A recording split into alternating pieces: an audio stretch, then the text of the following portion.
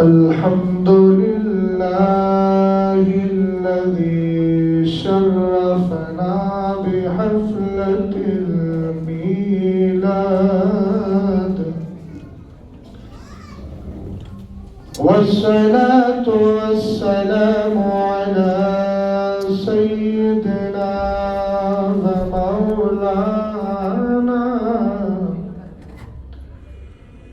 ومولانا محمد قرة العيون والفؤاد،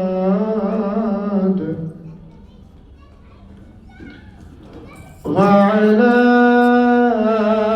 آله وأصحابه وأهل بيته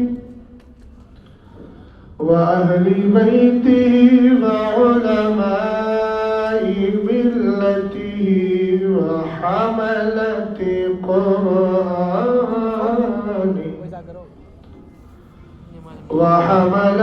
قرآنه إلى يوم التناد.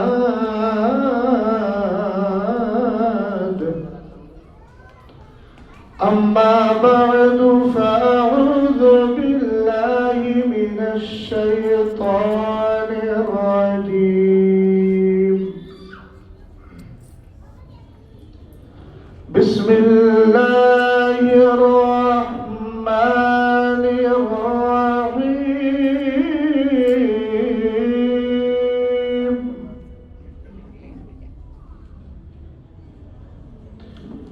إنا نحن نزلنا الذكر وإنا له لحافظون.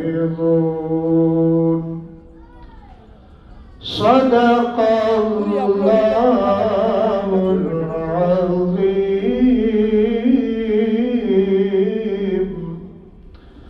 قادری امنارے آغوث اعظمی زنم دمز شیخ احمد رضا خان قطب عالم زنم.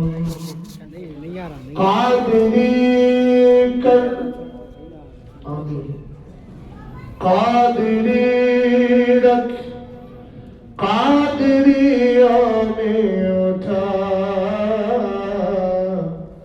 قدر عبد القادر قدرت نما کے واسطے تیری سرکار میں لاتا ہے رضا اس کو شفیع جو میرا غوث ہے اور لاڈلا بیٹا تیرا. دلا بس خوف سے پتا سا اڑا جاتا ہے، پلہ ہلکا سہی بھاری ہے بھروسہ تیرا. تیرے ٹکڑوں پہ پلے غیر کی ٹھوکر پہ نہ ڈال. جھڑکیاں کھائے کہاں چھوڑ کے صدقہ تیرا.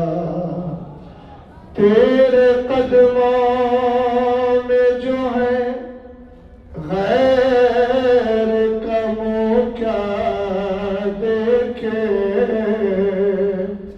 کون نظروں پہ جڑے دیکھے کہ تلوار تیرا. حضرات گرامی وقار، بڑی خوشی اور سعادت کی بات اور مشترکہ خوش نصیبی اور فیروز بختی ہے کہ ہم اس وقت ایک ایسی پاکیزہ تقریب میں بیٹھے ہیں کہ جس تقریب کا اور جس لمحے کا مدرسے کے اساتذہ اور ذمہ داران کو سالہ سال تک انتظار رہتا ہے۔ آپ کے سامنے ایک مختصر سی محفل ضرور ہے اور آپ کو لگ رہا ہے کہ خبر دے دی گئی کہ یہ بچے فارغ ہو رہے ہیں، مگر جو عرصہ دراز سے ان بچوں پر محنت کرتا ہے اور ان کو ہر طرح سے سنوارنے کی کوشش کرتا ہے، اس لمحے پر کس قدر فرحت، انبساط اور خوشی کا احساس ہوتا ہے، یہ وہی سمجھ سکتا ہے جو خود استاد ہو یا پھر کسی ادارے کا ذمہ دار ہو۔ میں دعا کرتا ہوں کہ مولا تعالیٰ دارالعلوم فیض الرسول کو دن دگنی رات چوگنی ترقی عطا فرمائے۔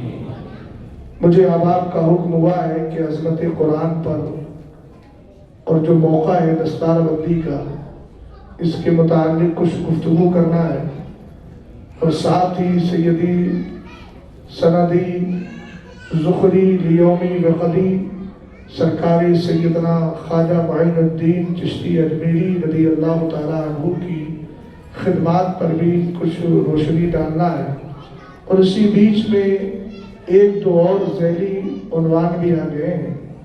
کوشش کروں گا کہ ان سب کو مختصر وقت میں سمیٹ کر اپنی خدمت کو مکمل کروں۔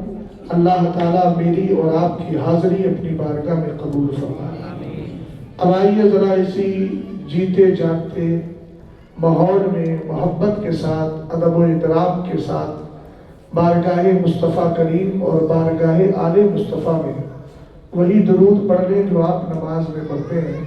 اللہم صلی علی سیدنا محمد وعلی آل سیدنا محمد صلی اللہ تعالی علیہ وسلم۔ میں نے درود کو کہا ہے، زبانیں آپ کی بند رہی، بڑے افسوس کی بات ہے۔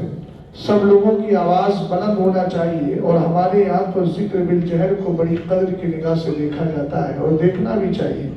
تو بلند آواز سے ذرا درود و سلام پڑھیں۔ اللہ رب محمد صلی اللہ علیہ وسلم، نحن عباد محمد صلی اللہ علیہ وسلم، صلاۃ و سلام علیک یا رسول اللہ صلی اللہ تعالیٰ علیہ وسلم۔ یہ بہت پاکیزہ عمل ہے۔ آپ کی خاموشی نے مجھے ایک بات یاد دلا دی، اگر کہیں تو سنا دوں، حالانکہ میں سنانے ہی آیا ہوں، مگر میں اس لیے اجازت مانگ رہا ہوں کہ ہو سکتا ہے تو یہ نہ کہے کہ عنوان سے ہٹی ہوئی بات بول گیا۔ سرکار خواجہ معین الدین چشتی اجمیری رضی اللہ تعالی عنہ جس ذات کو اپنے ساتھ غوث پاک کی اجازت سے لے کر آئے تھے، اسی کو زمانہ حضرت سرکار سیدنا قطب الدین بختیار کاکی کہتا ہے۔ آپ کی عادت کریمہ تھی رات کو سونے سے پہلے 3000 بار میرے سرکار کی بارگاہ میں درود و سلام پیش کیا کرتے، ایک دو بار نہیں، 3000 بار۔ آپ کی عادت کریمہ تھی، ایک کتاب ہے جس کا نام ہے جانشین غریب نواز، پروفیسر ڈاکٹر غلام یحییٰ انجم نے معتبر حوالوں سے اس کتاب کو تصریف کیا ہے، لکھا ہے۔ اسی کے حوالے سے میں واقعہ آپ کو سنا رہا ہوں، اور پہلے سوچ کے نہیں آیا تھا، بروقت ذہن میں آ گیا۔ حالات بنتے ہیں تو پھر بہت ساری چیزیں یاد آ جاتی ہیں۔ سرکار خواجہ قطب الدین بختیار کاکی رحمت اللہ تعالی علیہ، یہ وہی بزرگ ہیں جن کے بارے میں اعلیٰ حضرت امام اہل سنت نے ملفوظ شریف میں ارشاد فرمایا کہ ایک دن آپ کی بارگاہ میں سرکار سیدنا ابراہیم ایرجی رحمت اللہ تعالی علیہ، جن کے لیے ہم اپنے شجرے میں کہتے ہیں بہر ابراہیم ہم پر نار غم گلزار کر، آمین تو بول دے بھائی۔ یہ آپ کی جو خاموشی ہے نا 1947 میں ہوتی تو ملک آزاد بھی نہیں ہو پاتا۔ یہ تو اللہ کا فضل ہے کہ علامہ فضل حق خیر آبادی جیسی ذاتیں، بولنے والی ذاتیں موجود ہیں، ہے نا؟ توجہ فرمائیے گا۔ اعلیٰ حضرت امام اہل سنت فرماتے ہیں حضرت ابراہیم ایرجی رحمت اللہ تعالیٰ علیہ خواجہ قطب کے مزار پر حاضری دینے گئے، اور حاضری دے کر اس احاطے سے نکل کے باہر آ گئے جہاں محفل سوا چل رہی تھی، اور باہر جا کر بیٹھ گئے۔ اتنے میں ایک بزرگ آئے اور کہا کہ ابراہیم ایرجی آپ یہاں بیٹھے ہیں؟ وہاں محفل سما جاری و ساری ہے. آپ نے فرمایا میں کچھ نہیں کہتا، آپ صاحب کشف و کرامت ہو، قبر کے قریب جا کر دیکھو حال کیا ہے. میرے امام فرماتے ہیں کہ وہ بزرگ گئے اور جا کر سلام عرض کیا، اور آپ نے عالم مکاشفہ میں دیکھا، مراقبہ نہیں مکاشفہ ہے، اپنی آنکھوں سے قبر کے حالات دیکھ رہے ہیں. اس کو علم کشف القبور کہا جاتا ہے. یہ بھی ایک خاص علم ہے جو اللہ تعالیٰ اپنے خاص بندوں کو عطا فرماتا ہے. قبر کے حالات دیکھ لیا کرتے ہیں. آپ نے نظر ماری تو کیا دیکھا کہ خواجہ قطب الدین بختیار کاکی قبر میں جلال میں ہے، اور فرما رہے ای بدبختہ وقت مارا پریشان کردہ ہم، ان بدبخت قوالوں نے ہمارے وقت کو برباد کر کے رکھا ہے. سمجھ میں آئی بات آپ کی؟ یہی خواجہ قطب الدین بختیار کاکی کی عادت تھی 3000 بار میرے سرکار کی بارگاہ میں درود و سلام پیش کرتے. شادی ہو گئی، پہلے دن درود پاک نہ پڑھ سکے، دوسرے دن بھی نہ پڑھ سکے، تیسرے دن بھی نہ پڑھ سکے. تیسرے دن رئیس نامی ایک شخص تھا جو آپ کا معتقد تھا اور آپ کا چاہنے والا تھا. رات کو سویا تو کیا دیکھتا ہے؟ سامنے گنبد نظر آ رہا ہے. اس گنبد کے اندر کوئی ہے، یہ نہیں جانتا کون ہے، لیکن ایک بندے کو دیکھا وہ کبھی آتا ہے کبھی جاتا ہے، کبھی اس گنبد کے اندر چلا جاتا ہے اور کبھی واپس ہو جاتا ہے. اس نے پاس والے سے پوچھا یہ کون ہے جو آ جا رہا ہے؟ جواب ملا یہ حضور کے صحابی حضرت عبداللہ ابن مسعود ہے. میاں کوئی یہ نہیں کہہ سکتا کہ آپ تو واقعہ سنا رہے ہیں وہ بھی خواب کا. میں نے کہا خواب ہمارے یہاں ہر طرح کے خواب معتبر نہیں ہوتے، لیکن کچھ خواب ضرور معتبر ہوتے. سرور کائنات صلی اللہ تعالی علیہ وسلم ارشاد فرماتے ہیں ذهبت النبوۃ فلا نبوۃ بعدی الا المبشرات الرؤیا الصالحہ یراها الرجل او ترى له. فرمایا سنو، نبوت تو چلی گئی، نبی تو کوئی نہیں آئے گا، لیکن میری امت کے لیے خوشخبریاں رہ گئی ہیں. اس جملے پہ سبحان اللہ بولنا چاہیے تھا، میں آپ کو یاد دلا. اب بھائی سبحان اللہ بولیں گے تو سنت نور مصطفی پر بھی عمل ہو جائے.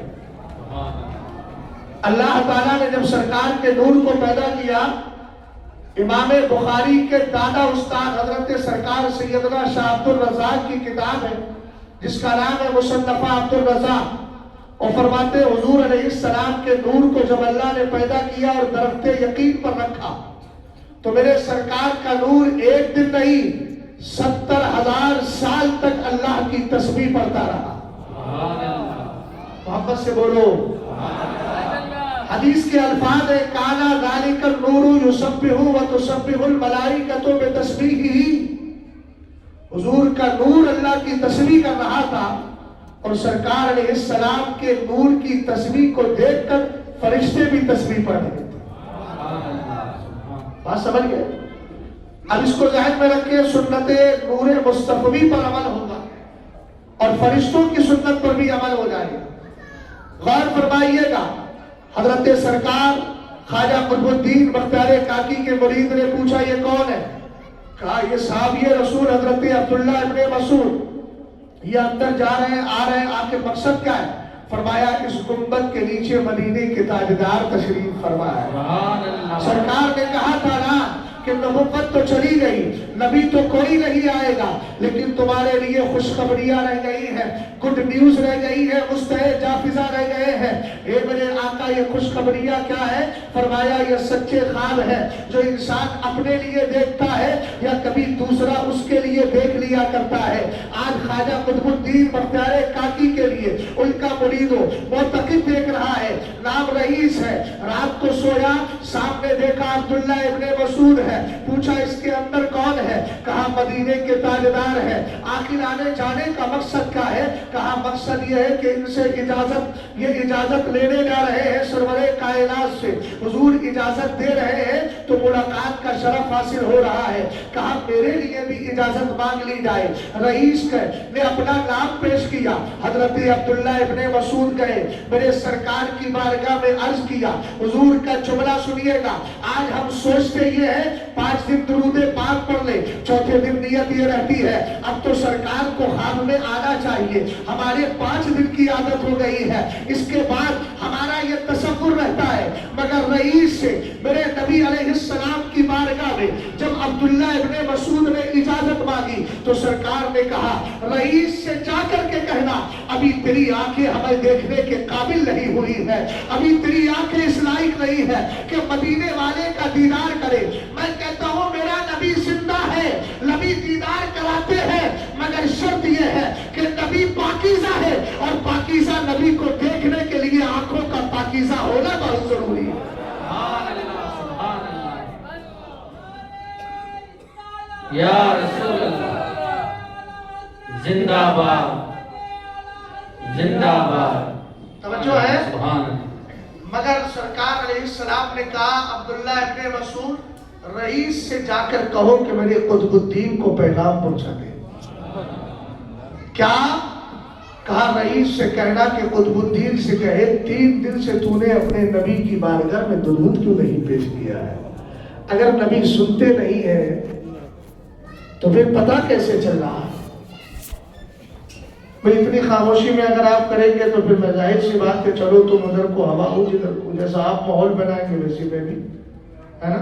इतनी खामोशी से आप सुनेंगे तो फिर मजा इतना नहीं आएगा। आला हजरत ने कहा, क्यों रजा आज गली सुनी है, उठ मेरे धूम मचाने वाली। या ना उठना है ना धूम है, एक खतीब, एक शायर थे करीबी मुल्क के, बड़ा अच्छा जुमला था। जब लोग खामोश रहते थे तो कहते थे ना दाद है ना इमदाद है। समझ में आई बात आपकी?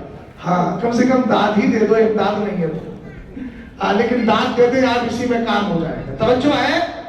हजरत सरकार ख्वाजा कुतुबुद्दीन बख्तियार काकी के लिए मेरे सरकार ने पैगाम भिजवाया। कहा, रईस से जाकर कहो कि मेरे कुतुबुद्दीन तक पैगाम पहुंचा दे।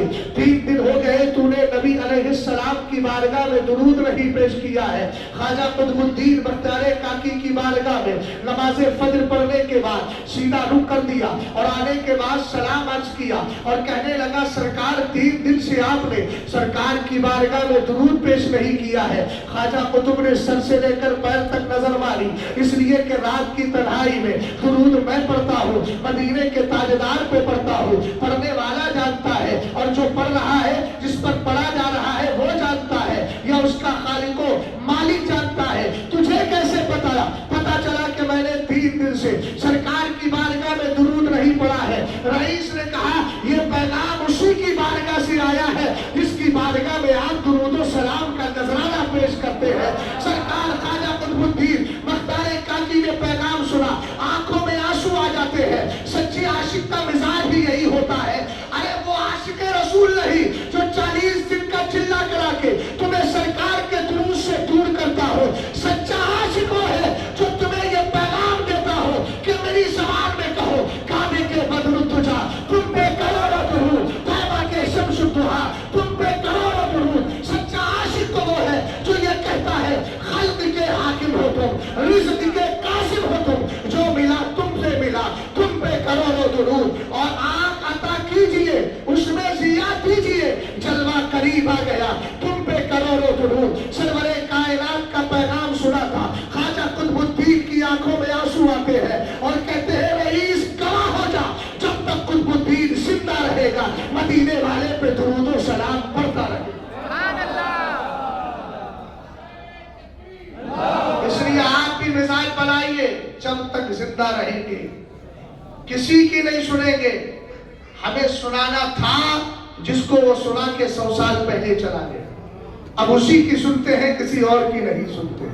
और उसकी सुनते इसलिए है कि उसने हमें सबकी सुनाई, हमें कुरान की सुनाई, हमें सहाबा की सुनाई, मुस्तफा करीम की सुनाई, हजरत औलिया की सुनाई, और फिर सबसे लास्ट में जाकर कह दिया, एक जिंदगी का मिजाज बनाओ, उन्हें जाना उन्हें माना। हमने कहा ये जानने मानने का मिजाज मिलेगा कैसे? तो कहा, तेरे गुलामों का नक्शे कदम है राहे खुदा, वो क्या पढ़ सके जो ये सुराग लिखे। سمجھ گئے؟ یہ بات آ گئی تو میں نے عرض کر دیا، ابھی میری تقریر کا آغاز نہیں ہوا، اب میں جملے ابتدائی تمہیدی جملے عرض کرنے جا رہا ہوں۔ غور فرمائیے، ہم جس مقدس قرآن کے حافظ قرآن کی پاکیزہ تقریب میں بیٹھے ہوئے ہیں، وہ ایسی پاکیزہ کتاب ہے کہ جس کو اللہ نے ہر جہت سے کامل بنایا اور ہر اعتبار سے وہ ممتاز ہے۔ آپ دیکھیں پچھلی زمانے کی جو کتابیں تھیں، کوئی عبرانی زبان میں تھی، کوئی سریانی زبان میں تھی، نام تو سمجھ میں آتا ہے لیکن زبان سمجھ میں نہیں آتی۔ ان کے جو واقعات قرآن میں بیان کیے گئے یا حدیث میں یا بزرگوں سے منقول ہیں، وہی واقعات سمجھ میں آتے، لیکن نہ سریانی زبان جاننے والے ہیں نہ عبرانی زبان جاننے والے، مگر مقدس قرآن کی زبان کو دیکھیں۔ اللہ تعالیٰ نے قرآن کو زبان کے اعتبار سے اتنا ممتاز کر دیا ہے، میاں کبھی کبھی حیرت ہوتی ہے۔ ایک جملہ عرض کر دیتا ہوں، قرآن پاک میں دو طرح کی صورتیں ہیں، ایک سورہ مکیہ، دوسری سورہ مدنیہ۔ مفسرین اکرام نے فرمایا حضور علیہ السلام کے ہجرت فرمانے سے پہلے جو صورتیں نازل ہوئی ہے ان کو مکی صورت کہا جاتا ہے۔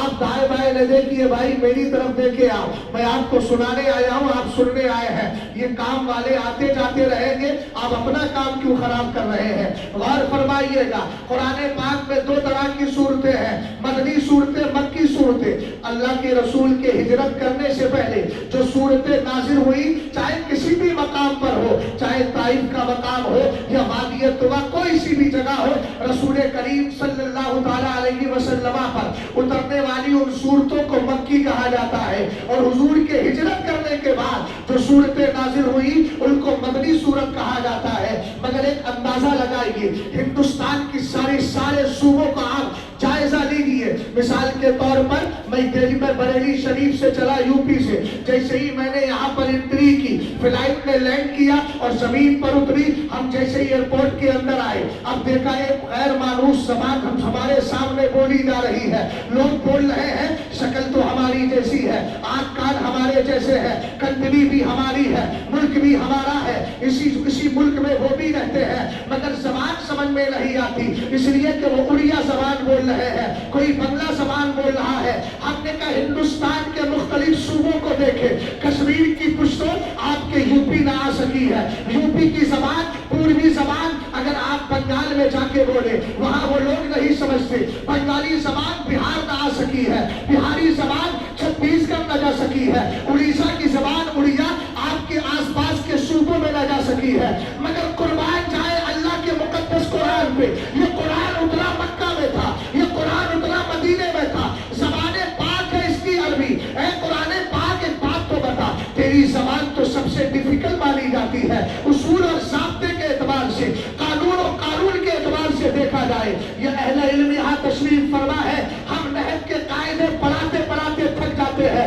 اور ہم یہ کہتے ہیں، ایک مثال دے رہا ہوں اہل علم کے لیے ہے، لوگ کہتے ہیں اگر فاعل مؤنث ہو تو ایسی صورت میں اس کا فعل بھی مؤنث آئے گا، قالت امرأۃ ہوگا، قالت نسوۃ ہوگا، ایک عورت نے کہا، چند عورتوں نے کہا، لیکن قرآن کہتا ہے وَقَالَ نِسْوَةٌ فِي الْمَدِينَةِ امْرَأَةُ الْعَزِيزِ تُرَاوِدُهَا۔ اب آپ کا ضابطہ کہاں چلا گیا؟ وہاں یہ کہنا پڑے گا، ہم نحو کو دیکھ کر قرآن پاک کا فیصلہ نہیں کرتے ہیں، قرآن کو دیکھ کر نحو کا فیصلہ کیا کرتے ہیں۔ مگر آپ دیکھیں تو صحیح، مکہ شریف مدینہ شریف میں جو زبان اتری تھی، اللہ نے اس کو یہ کمال عطا کیا ہے۔ آپ جہاں کرناٹک کی سرزمین پر کھیتوں میں چلے جائیے اور پوچھئے نام کیا ہے، کہے گا عبد الرحمن۔ نماز پڑھتے ہو، کہے گا ہاں، تو کہا ذرا قرآن سناؤ، کوئی سورہ اخلاص پڑھتا نظر آئے گا، کوئی سورہ بقرہ پڑھتا نظر آئے گا۔ ہم کہیں گے قرآن یہ تیری زبان کو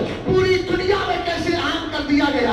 سیٹلائٹ تو آج کی ایجاد ہے، انٹرنیٹ تو آج کی ایجاد ہے، واٹس ایپ تو آج کی ایجاد ہے، انسٹاگرام تو آج چل رہا ہے، فیس بک تو آج چل رہی ہے۔ جواب ملے گا پوری دنیا کے اندر اگر قرآن اور قرآن کی زبان کو عام کیا ہے تو انٹرنیٹ پر سے نے رہی حافظ قرآن کے سینے میں عام کر دیا۔ نعرہ تکبیر، نعرہ رسالت، عظمت قرآن، نعرہ رسالت، مفتی شہزاد عالم صاحب قبلہ، نعرہ میرے سرکار علیہ السلام جب قرآن لے کر کے آئے،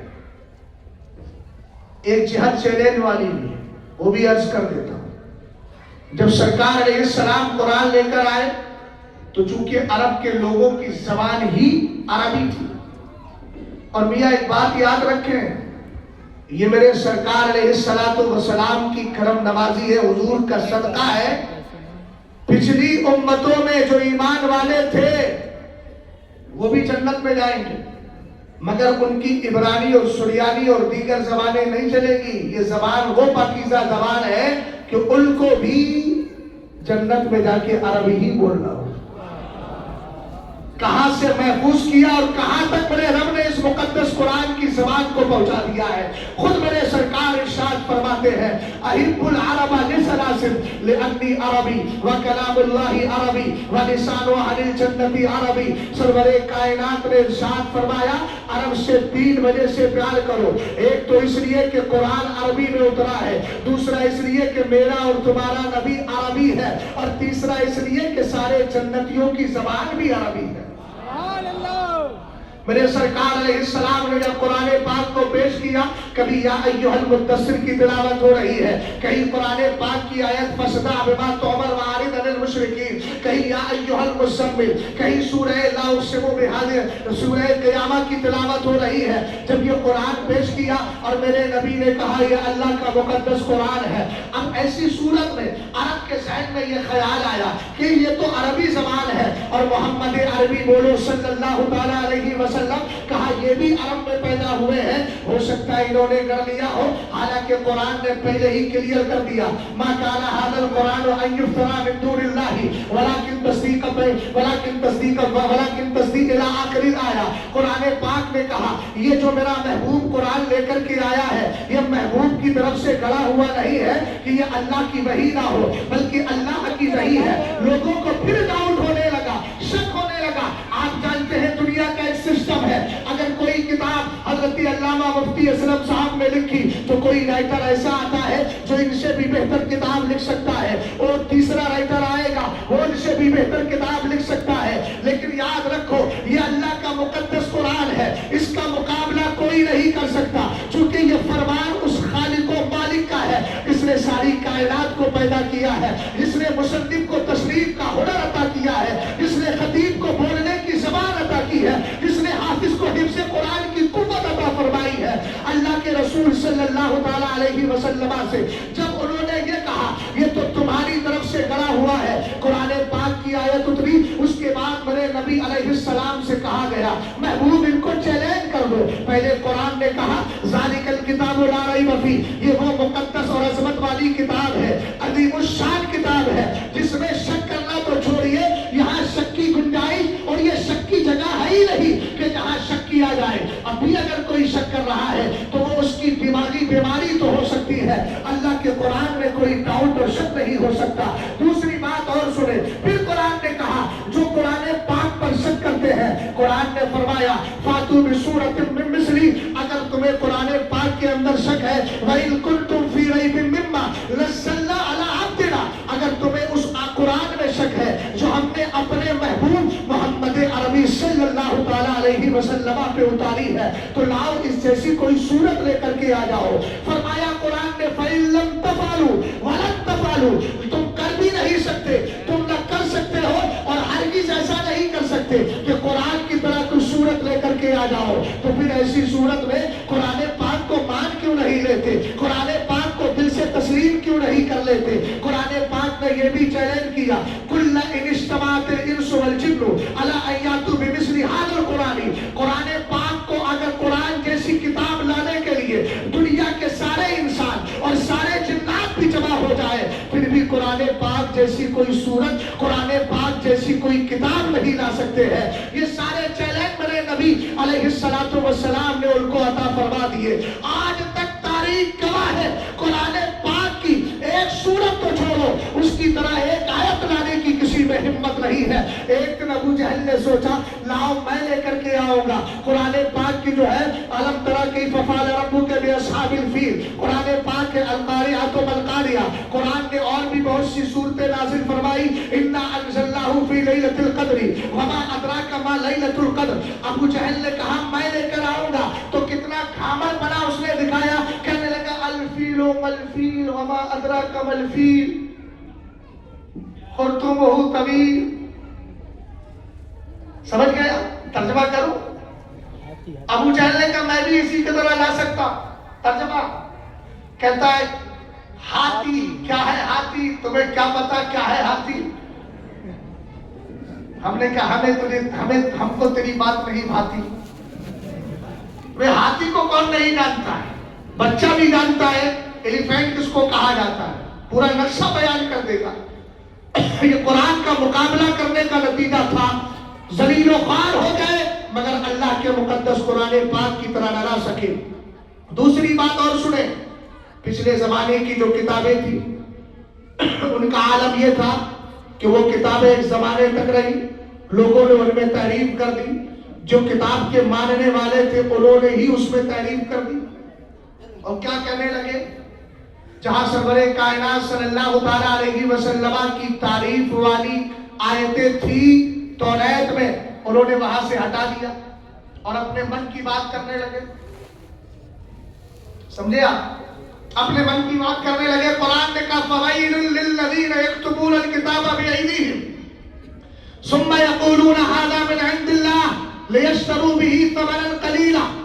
فرمایا ہلاکت ہے ان لوگوں کے لیے جو کتابیں توریت کو اپنے ہاتھوں سے لکھتے ہیں اور لکھنے کے بعد یہ کہتے ہیں یعنی توریت میں جہاں سرکار علیہ السلام کی تعریف و توصیف تھی, ایک جگہ قرآن نے کہا یحرفون الکلمہ عن مواضعہ, وہ اللہ کے کلمات کو ان کی جگہوں سے بدل دیا کرتے ہیں. مفسرین نے کہا یہ بدلنے سے مراد جہاں جہاں توریت میں سرور کائنات کی تعریف لکھی تھی انہوں نے جلن اور حسد میں اس کو ہٹا دیا اور اس کی جگہ دوسری باتیں لا کر کے داخل کر دی.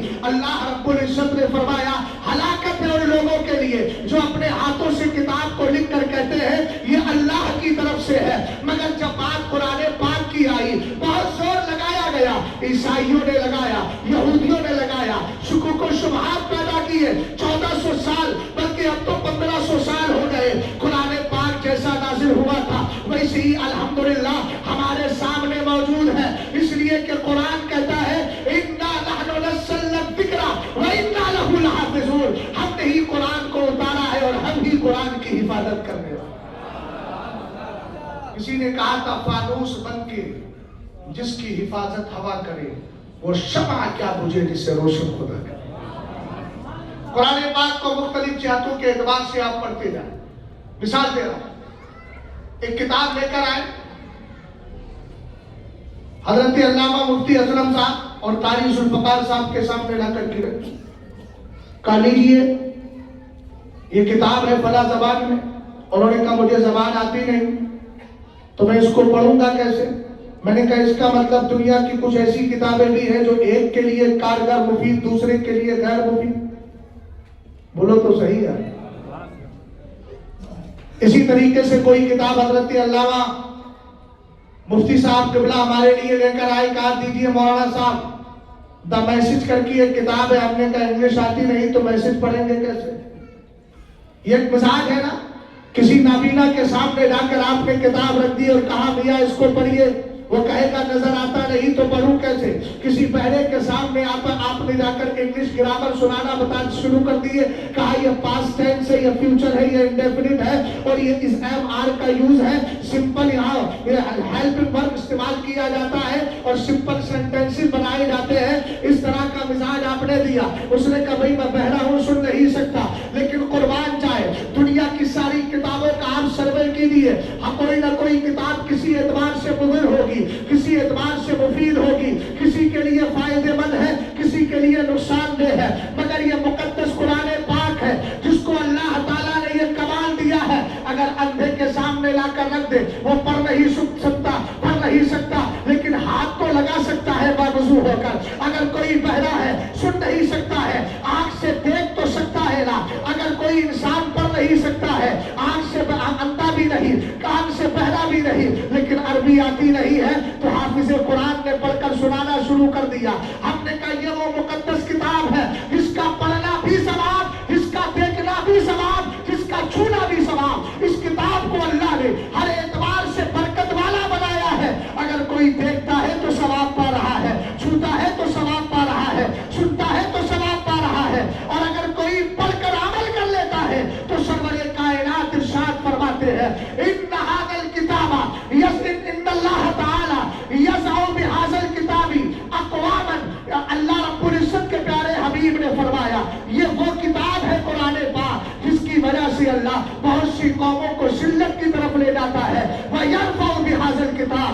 والآخرین، اور دوسروں کو اللہ تعالیٰ عزت و وقار عطا فرما دیا کرتا ہے۔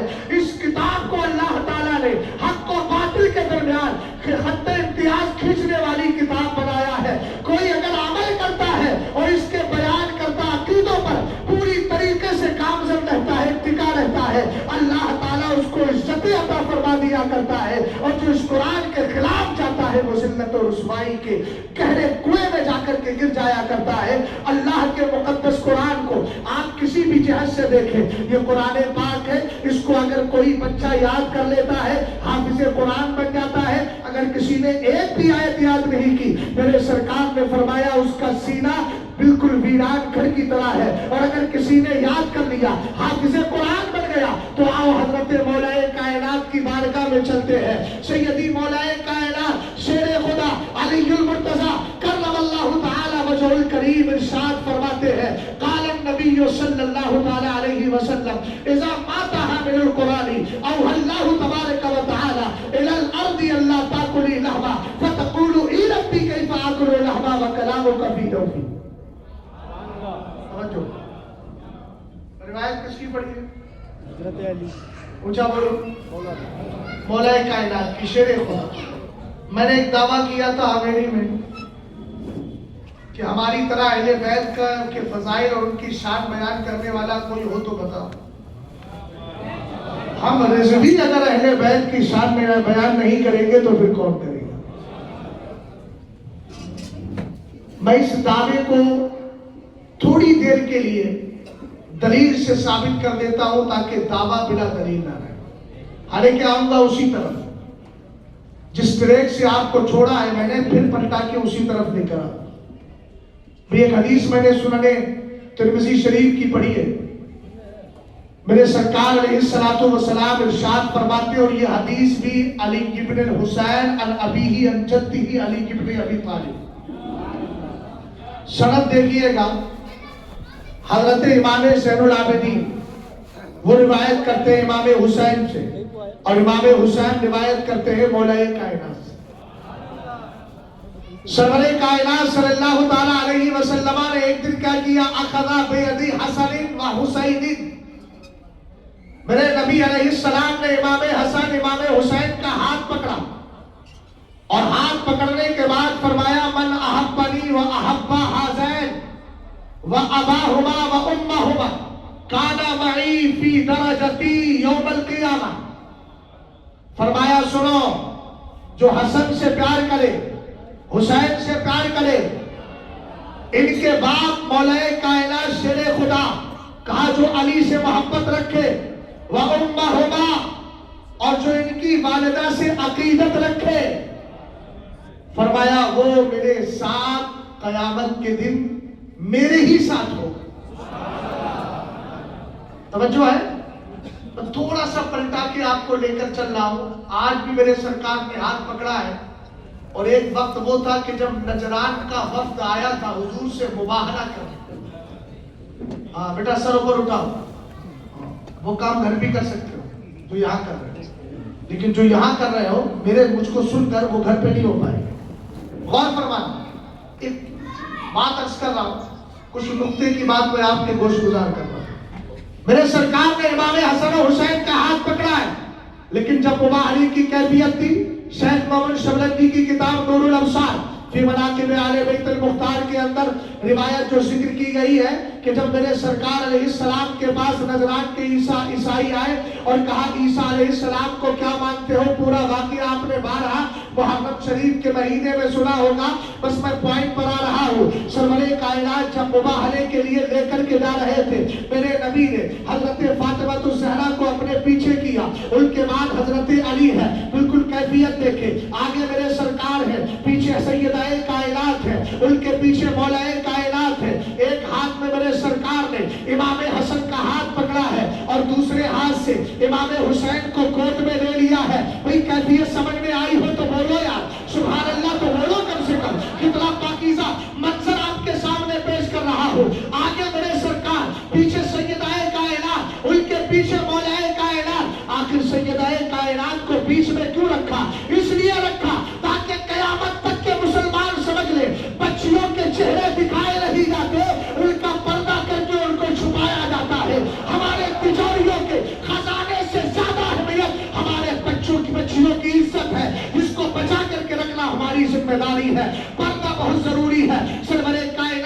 बीच में लिया, हजरत अली पीछे है, इमाम हुसैन को गोद में उठाया है, इमाम हसन का हाथ पकड़ा है। आप आमतौर से इस चीज को देखते होंगे, रोजमर्रा की जिंदगी बयान कर रहा हूँ। हजरत मौलाना ने बच्चे का हाथ पकड़ा, चल तुझे चॉकलेट दिलवा के लाऊंगा, लेकर गए। बच्चों की आदत होती है चलते हुए कभी आगे कभी पीछे, कभी आगे कभी पीछे, कभी वो अपने बाप के आगे आ जाता है, कभी कोई चीज नजर आई, उंगली पकड़ा है, पीछे की तरफ चला गया। लेकिन जिस बच्चे को गोद में उठाया है, जो फ्रंट पर है, वो कभी पीछे नहीं जाता। आप गोद में बच्चा उठाएंगे, वो फ्रंट पर रहेगा, सामने रहेगा। मैंने कहा मेरे नबी आज ईसाइयों के मुकाबले में मुबाहले के लिए तशरीफ लेकर के जा रहे हैं। कोई दावत तो नहीं थी, बल्कि दुश्मनों के सामने मुकाबला होना था। आखिर इस छोटी सी उम्र में इमाम हुसैन को गोद में उठाया क्यों था? मैं कहूंगा ये तरबियत थी करबला की। सरवरे कायनात में गोद में उठाकर अपने बेटे को अमली तौर पर तरबियत दे रहे हैं और गोया ये कह रहे हैं हुसैन आज तेरा नाना मुकाबले में है, कल करबला में दुश्मन तेरे मुकाबले में होंगे। जिस तरह मैं डटा हुआ हूँ, इसी तरह तुझे भी डटा रहना है। लेकिन एक बात याद रख, तू मुकाबला करते रहना। जिस तरह तेरे नबी ने तुझे आज उठाया है, कल करबला में भी आके तुझे उठा देगा।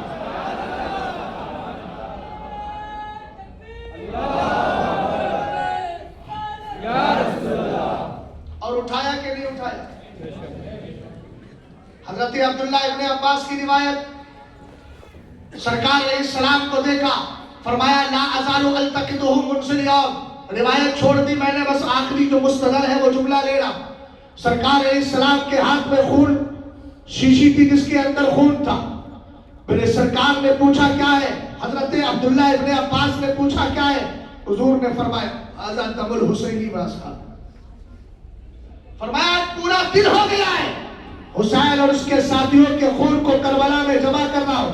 हमारे मोहतरम को कहते हैं इधर देखिए भाई, उधर कोई खास चीज नहीं है, थोड़ी देर के लिए किबला खिताबत बना लीजिए, इंशाअल्लाह फिर आपको मजा आएगा। गौर फरमाइएगा, मेरे नबी अलैहिस्सलाम वहां तशरीफ फरमा है। कोई पूछे तो सही, इमाम अली मकाम 72 की कुर्बानी, बहुत बड़ा जख्म, 72 जख्म जिस्म पे बर्दाश्त कर लिए, उससे बड़ा जख्म। उसके बाद गर्दन भी आपकी कट गई, आपके जिस्म नाज से आपके सरे अक़दस को जुदा कर दिया गया। आपको दर्द हुआ कि नहीं? कहेंगे मेरे नबी की हदीस तुझे मालूम नहीं, अला इन्ना शहीदा ला यजिदु अलमल कत्ली इल्ला कमा यजिदु अहदुकुम अलमल करसा।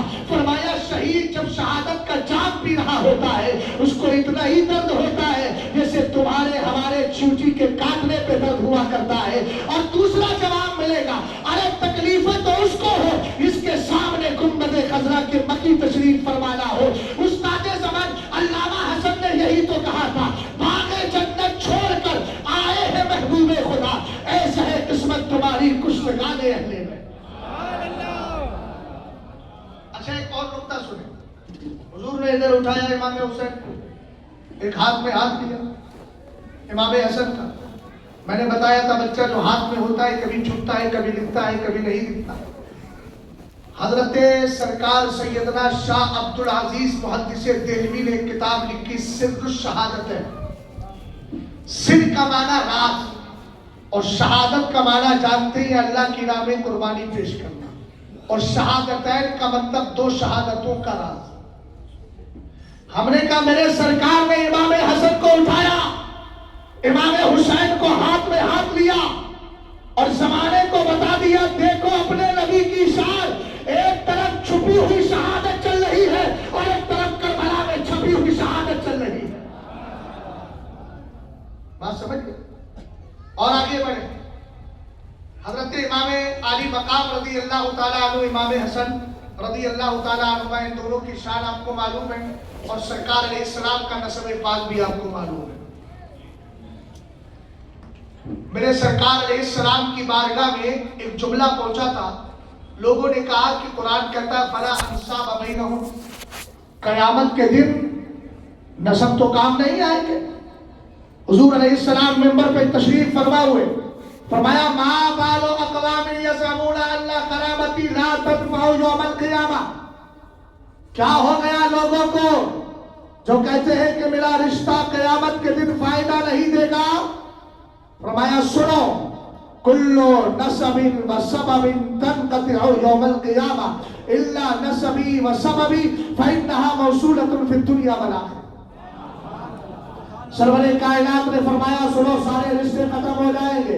भाई अज़मत कुरान ही बयान कर रहा हूँ, कुल ला असअलुकुम अलैहि अजरन इल्लल मवद्दत फिल कुर्बा, ये कुरान ही की आयत है। मैं जिस आयत पर भी गुफ्तगू करूंगा अज़मत कुरान ही को बयान करूंगा, तवज्जो फरमाइएगा। सरवरे कायनात सल्लल्लाहु तआला अलैहि वसल्लम की 4 बेटियां 3 बेटे।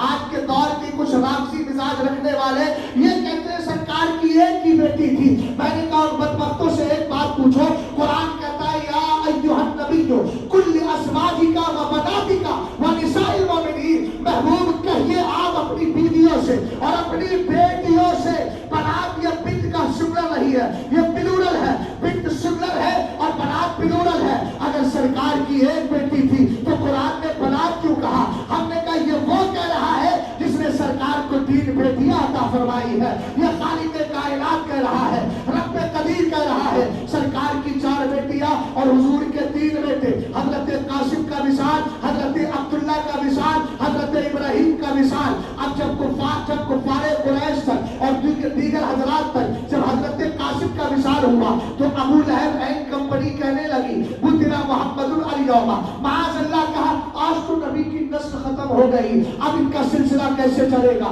हजरत इब्राहिम का विशाल हुआ, तब का इनका सिलसिला नसब कैसे चलेगा? चूंकि वो उसूल जानते थे, आदम से लेकर ताई तब सबका सिलसिला लड़कों से चल रहा है। हुजूर के 3 बेटे थे, तीनों का विशाल हो गया, लेकिन उन बदबख्तों को यह पता नहीं था जो अल्लाह इब्राहिम को लेने पर कादिर है वो मुस्तफा की नस्ल को बाकी रखने पर भी कादिर है। हजरत अल्लामा मुफ्ती असलम साहब बराबर में बैठे पूछने लगे मौलाना एक बात तो बताओ, नस्ल चलती तो नरीना औलाद से, तो हुजूर के 3 बेटे थे, तीनों का विशाल, तो ज़हन में सवाल तो आएगा। मैंने कहा इमाम तबरानी को उठाकर देखे, मौजम कबीर में उन्होंने फरमाया सुनो मेरे सरकार इरशाद फरमाते हैं इन्नल्लाह तआला जअला ज़ुर्रियता कुल्लि नबिय्यिन फी सुल्बी व इन्नल्लाह तआला जअला ज़ुर्रियती फी सुल्बी अली इब्न अबी तालिब। फरमाया अल्लाह ने हर नबी की औलाद को उसी की पुष्ट में रखा है, मगर मेरे और तुम्हारे नबी की औलाद को अल्लाह ताला ने अली की पुष्ट में रख दिया। बात समझ गए? कौन मौला कायनात जिक्र कर रहा हूं, हालांकि और भी इस पर गुफ्तगू की जा सकती है, लेकिन मुझे जाना उसी तरफ है। कौन मौला कायनात? ये वो मौला कायनात है जिनको मदरसे में तालीम दी गई और उस मदरसे का नाम भी मदरसा सुल्तान, जिसमें इल्म देने वाले मदीने के तालिबान। मौला कायनात रज़ी अल्लाह ताला अन्हु के बहुत से इल्मी और फिक़ी वाक़ियात हैं। मैं उन वाक़ियात की तरफ नहीं जाता, इस शान की तरफ जाता हूँ, क्योंकि मैंने कहा था रिज़वी अगर अहले बैत की शान बयान नहीं करेंगे तो कौन करेगा? आपने आम तौर से एक जुमला सुना होगा फतेह मक्का के मौके पर सरवरे कायनात सल्लल्लाहु ताला अलैहि वसल्लम ने हजरत अली को कांधे पर उठाया था। यहाँ तक तो सब जानते हैं ना, कांधे पर उठाया था, लेकिन उसके बाद हजरत अली से पूछो हजरत अली क्या कहते हैं? इन्नहु ला युखय्यलु इलैया अन्नी लौ शीतु लनिलतु उफ़क़ समा। ये जुमला भी मैंने आला हजरत इमाम अहले सुन्नत की किताब बतलाउल कमरैन फी इबारत सबकतुल उमरैन से उठाया। आला हजरत ने बड़े पाकीज़ा जुमला लिखे। आपने फरमाया जरा सोचो तो सही, आज अली किस नबी के कांधों और शानों पर सवार है?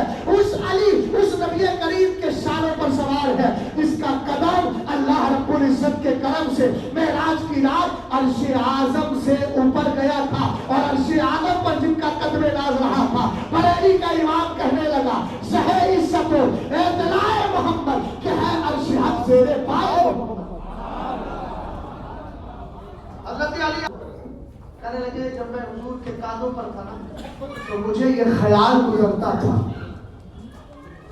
जो अहले इल्म है ना अरबी मतलब सुनकर समझ गए ये कुछ बोल रहे हैं, तो आपको भी बोल देना चाहिए कि कोई अच्छी ही बात सुना। सुभान अल्लाह। तर्जुमा सुन लीजिए।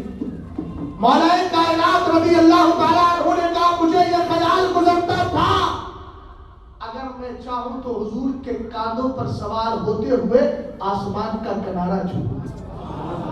بولو تو صحیح. علی کا معنی بلند ہوتا ہے، میرے مصطفیٰ نے کتنا بلند کر دیا. اچھا ایک بات میں یہاں اور عرض کروں. حضرت مولا کائنات رضی اللہ تعالیٰ عنہ سے عرض کرے سرکار، جب ابو بکر صدیق اکبر خلیفہ بنائے جا رہے تھے تو آپ نے بڑی آسانی سے ان کی بیعت کو قبول کر لیا. مثال کے طور پر ہمارے حضرت بیٹھے ہیں، نام انصر ہے. ارے بھائی آپ کو تو کچھ کہہ نہیں،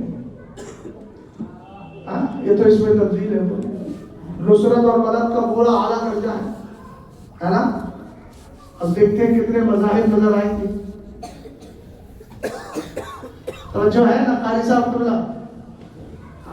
ماشاء اللہ. قاری صاحب تو ساتھ دیں گے نا، زبردستی سے ساتھ دینا پڑے گا کیونکہ ہے میرے ڈسٹرکٹ کے. میں اگر سے خاندانی اعتبار سے آبائی وطن بریلی شریف ہے، لیکن میری پیدائش ڈسٹرکٹ رامپور کی، اور رامپور کا اصلی نام مصطفیٰ آباد. سمجھ میں آئی نا؟ غور فرمائیں. ہم نے کہا قاری صاحب قبلہ نے کسی کی تعریف کی، مولانا انصر صاحب کے بارے میں کہا یار بہت اچھا پڑھاتے ہیں. میں نے کہا آپ نے سنا ہے یہ دیکھا بھی ہے؟ کہنے لگے میں نے سنا ہے. جو میں نے کہا آپ کے پاس صرف تھیوری ہے. انہوں نے کہا کہ نہیں اچھا پڑھاتے ہیں.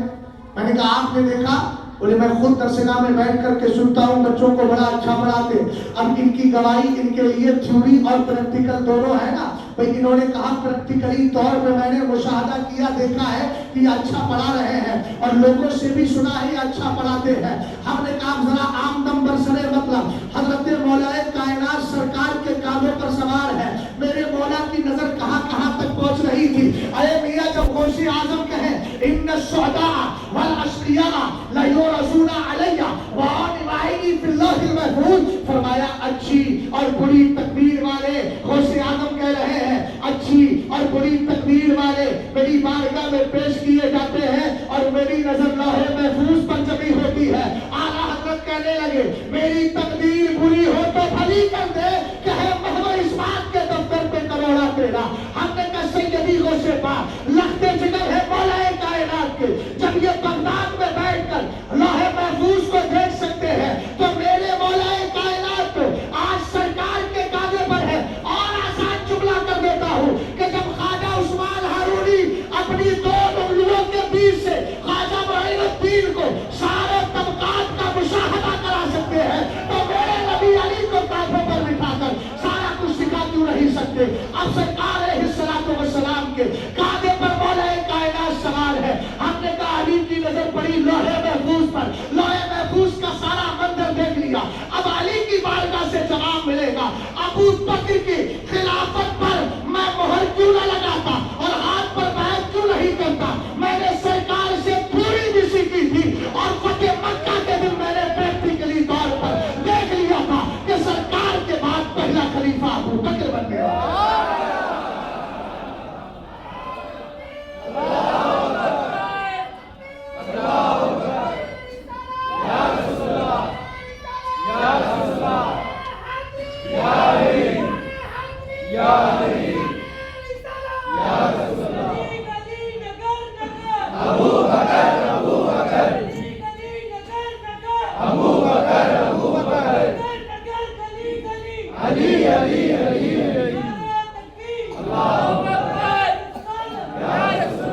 بہت سی شانیں ان بزرگوں کی بیان کی جا سکتی، لیکن میں نے ایک دعویٰ کیا تھا اس کو ہلکے پھلکے انداز میں، اپنے انداز میں، ٹوٹے پھوٹے انداز میں، ورنہ ان آقاؤں کی بارگاہ میں ہم کیا پیش کر سکتے ہیں. سنیے مدرسے کے اندر علم سکھایا جاتا ہے. علم میں 3 لفظ ہیں اور ان 3 الفاظ کو، 3 حرفوں کو اللہ تعالیٰ نے کتنا بڑا مقام دیا. دھیان سے میری بات کو سننا. مگر علم بھی 2 طرح کا ہے.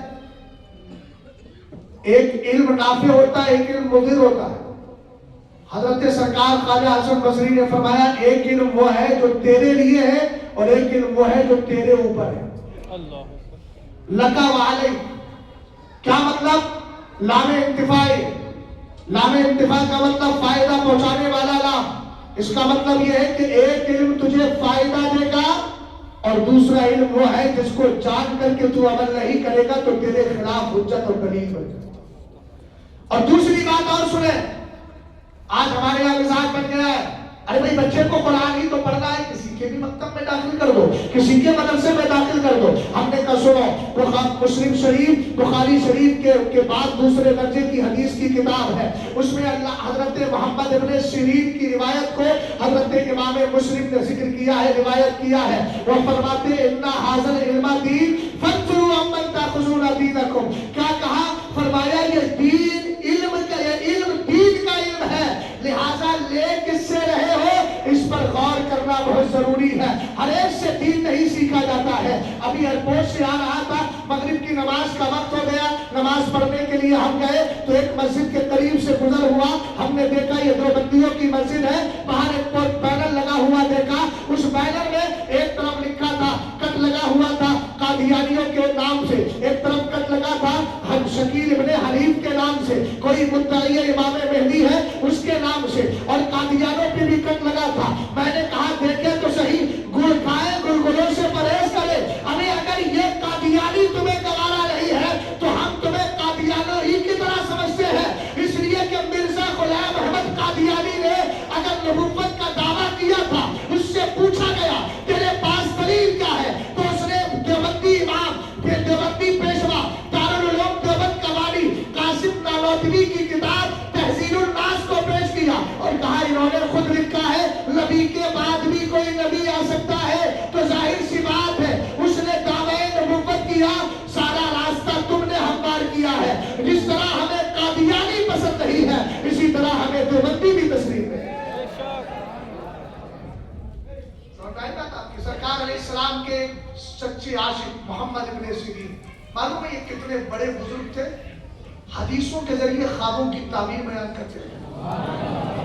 اچھا تعبیریں موسم کے اعتبار سے بھی بدلتی ہیں۔ ایک شخص آیا ان کے پاس، کہنے لگا سرکار رات میں نے دیکھا ہے کہ مجھے 70 دینار دیں۔ آپ نے فرمایا جاؤ 70 دیں۔ اب دوسرا موسم آیا تو پھر وہی خواب دیکھا، فرمایا جاؤ 70 کوڑے لگیں۔ بات سمجھ گیا نا؟ تو خوابوں کی تعبیر صحیح لوگوں سے معلوم کرنا چاہیے۔ بزرگوں نے یہ بھی فرمایا کبھی الٹے سیدھے سے معلوم کرے گا تو وہی تعبیر مقدر ہو جائے، اس لیے پڑھے لکھے لوگوں کے پاس جائیں۔ برے خواب ہو تو اگر برا خواب نظر آیا ہے تو پھر بائیں طرف تھو کر دے اور اعوذ باللہ من الشیطان الرجیم پڑھ لے، لا حول ولا قوت پڑھ لے۔ اچھا خواب نظر آیا ہے تو اچھے لوگوں سے بیان کر تاکہ اس کا سلسلہ جاری رہے۔ 12 میں آج یہ کر رہا تھا کہ مصطفیٰ کریم علیہ السلام کے چہیتے عاشق محمد ابن سیرین نے کہا یہ علم دین کا علم ہے، کس سے لے رہے ہو اس پر بھی غور کرنا پڑے گا۔ ہم نے کہا اگر سنی ادارہ ہے، وہاں سے بچے اگر مدرسے سے تعلیم حاصل کر رہے ہیں تو ان کا مقام و مرتبہ دیکھیے گا۔ سرکار علیہ السلام کے صحابی نام حضرت عدی اور یہ بیٹے ہیں حاتم طائی کے۔ حاتم طائی تو مسلمان نہ ہو سکا لیکن اس کے بیٹے سرکار سیدنا عدی رضی اللہ تعالیٰ عنہ نے کلمہ پڑھ کے اسلام قبول کر لیا تھا۔ ایک دن میرے حضور کی بارگاہ میں آئے اور ان کے ساتھ حضرت زید ابن محلحل بھی تھے جن کو میرے سرکار نے زید الخیر کا لقب دیا تھا۔ یہ دونوں آ کر کہتے ہیں اِنَّا قَوْمٌ نَصِيدُ بِهَٰذِهِ الْكِلَابِ الْمُعَلَّمَةِ، سرکار ہم شکاری لوگ ہیں، ہمارے پاس شکاری کتے ہوا کرتے ہیں، اس سے ہم شکار کرتے ہیں، حضور مسئلہ بتا دیجیے۔ قرآن اللہ کے رسول نے فرمایا اِذَا أَرْسَلْتَ كِلَابَكَ الْمُعَلَّمَةَ وَذَكَرْتَ اسْمَ اللَّهِ عَلَيْهِنَّ فَكُلْ مِمَّا أَمْسَكْنَا عَلَيْكَ وَإِنْ قَتَلْنَا، فرمایا اگر تم نے شکاری کتوں کو بسم اللہ شریف پڑھ کے بھیجا، انہوں نے تمہارے لیے شکار کیا، اس میں سے خود کچھ نہیں کھایا، اگرچہ تمہارے پہنچنے سے پہلے انہوں نے شکار کو کیا کر ڈالا، مار ڈالا، ختم کر دیا، لیکن اس کی کوئی بوٹی نوچی نہیں، بس شکار کر کے تمہیں دے دیا۔ سرور کائنات فرماتے ہیں کھا سکتے ہو، لیکن ایک قید لگائی وَإِن لَّمْ يُخَالِطْهُنَّ كِلَابٌ غَيْرُهَا، مگر اگر ان کتوں کے ساتھ کچھ ایسے کتے بھی مل گئے جو تمہارے شکاری کتے نہیں تھے، اب سرکار کہتے ہیں کھا نہیں سکتے۔ حضرت کی توجہ چاہتا ہوں یا ایک نقطہ بیان کرنا چاہتا ہوں، علم والوں کا مقام و مرتبہ کیا ہے؟ ہم مفتی صاحب قبلہ سے پوچھیں گے حضرت کتا وہ بھی کتا یہ بھی، ایک ہی کوالٹی، ایک ہی جنس، ایک ہی نوع، ایک ہی فصل، لیکن کیا معاملہ ہے؟ شکاری کتے ہیں کھانا جائز، شکار اگر شکاری کتوں نے کیا تو وہ شکار کھانا، لیکن اگر محلے کے کتے مل گئے محلے کے کتے مل گئے تو پھر کھانا جائز نہیں. کلائمیٹ بڑا چینج ہو جاتا ہے. ہمارے یہاں تو ماشاءاللہ اتنی ٹھنڈ پڑ رہی ہے گورنمنٹ کو وہاں کی چھٹی کرنا پڑے. یہاں آ کر کے دیکھو تو موسم بالکل الگ طرح ہے. لگتا ہے اگلے سال پھر اس موسم میں یہی رہنا پڑے. توجہ فرما اور فرمائیے کہ چونکہ اگلی سال مجھے لگتا ہے کہ رمضان شریف قریب آ جائے گا. غور فرمایا. ہم نے کہا مفتی صاحب قبلہ یہ بھی کتے وہ بھی کتے. اگر شکاری کتوں نے شکار کیا تو کھانا جائز اور غیر شکاری کتے اگر آ گئے تو حضور فرما رہے اب نہیں کھا سکتے. وجہ کیا ہے؟ علماء کرام جواب دیں گے. فرق یہ ہے کہ ادھر شکار کا علم تھا یہاں شکار کا علم نہیں ہے. ہم نے کہا یار دیکھیں تو صحیح, اگر علم کتے کو مل جاتا ہے تو شریعت نے قانون بدل دیا ہے, شریعت نے اصول بدل دیا ہے. یہاں شکار کھانا جائز ہے, وہاں شکار کھانا جائز نہیں ہے. پتہ چلا یہ علم کی برکت ہے. اگر یہ علم کسی کتے کو مل جائے, وہ کتا دوسرے کتوں سے ممتاز ہو جایا کرتا ہے, تو اگر یہ علم کسی انسان کو ملے وہ انسان دوسرے سے ممتاز کیوں نہیں ہوگا؟ قرآن نے کہا یرفع اللہ الذین آمنوا منکم والذین اوتوا العلم درجات. اللہ فرماتا ہے اللہ ایمان والوں کو بلند کرتا ہے, لیکن ایمان والوں میں جن کو علم کی دولت مل گئی ہے اللہ ان کو درجوں بلند فرما دیا. سمجھ میں آئی بات؟ بات چلی تھی حافظ قرآن کی. کیونکہ حافظ قرآن بھی آپ نے اللہ کرے سب متقی پرہیزگار رہے, مسلک کے وفادار رہے. اور ایک نصیحت کروں گا کہ قرآن بھولنا مت. اللہ نے یہ دولت دے دی ہے تو پھر یاد رکھو. فقیہ ابو اللیث سمرقندی اپنی کتاب تنبیہ الغافلین میں تحریر فرماتے ہیں کہ جو حافظ قرآن حفظ کرنے کے بعد بھول جاتا ہے, مختلف روایتیں ایک میں یہ ہے کہ اندھا اٹھایا جائے گا, چونکہ اللہ کی دی ہوئی نعمت کو اس نے اس پر شکر ادا نہیں. سمجھ میں آئی بتا؟ یہ اللہ کی بہت بڑی نعمت ہے. حفظ قرآن کوئی معمولی چیز نہیں ہے. حدیث سنیے گا, اگر سچا پکا حافظ قرآن ہے, باعمل ہے, متقی ہے, نماز کی پابندی کرتا ہے, موقف تاج الشریعہ پہ عمل کرتا ہے, تو یاد رکھیے گا میرے سرکار ارشاد فرماتے ہیں جب حافظ قرآن کا انتقال ہوتا ہے اس کو لوگ کفن پہناتے ہیں, دولہا بناتے ہیں, قبر میں رکھ دیتے ہیں. جیسے ہی قبر میں اس کی لاش پہنچتی ہے اللہ زمین سے کہتا ہے اس کے جسم کو کھانا نہیں. اگر تھوڑی سی اجازت ہو, قاری صاحب قبلہ تشریف فرما ہے. کوئی تال محاور کا نام سنا ہو, آپ تو جانتے ہیں. تال محاور ایک جگہ ہے, ابھی جا رہا ہوں وہاں تقریر کے لیے. جب تال محاور کا ایک بچہ تھا جس کا نام تھا رئیس خان, وہ میرا ساتھی تھا. میں اور وہ حفظ کرتے تھے ساتھ ساتھ, بس استاد چین تھے, مدرسہ ایک ہی تھے. بڑے چنچل مزاج کا تھا. نابالغی میں حافظ قرآن بن گیا, اور جس سال بالغ ہوا اس سال اس کی طبیعت بگڑی. رودرپور کی سرزمین ہے اتراکھنڈ میں, ان دنوں بخار چل رہا تھا جس سے پورا دماغ پانی بن جاتا تھا. اس کا دماغ پورا پانی بن گیا, انتقال ہو گیا. میں اس کے جنازے میں خود گیا. 11 مہینے کے بعد ایک بندہ اس کی قبر پر حاضری دینے گیا. سبحان اللہ.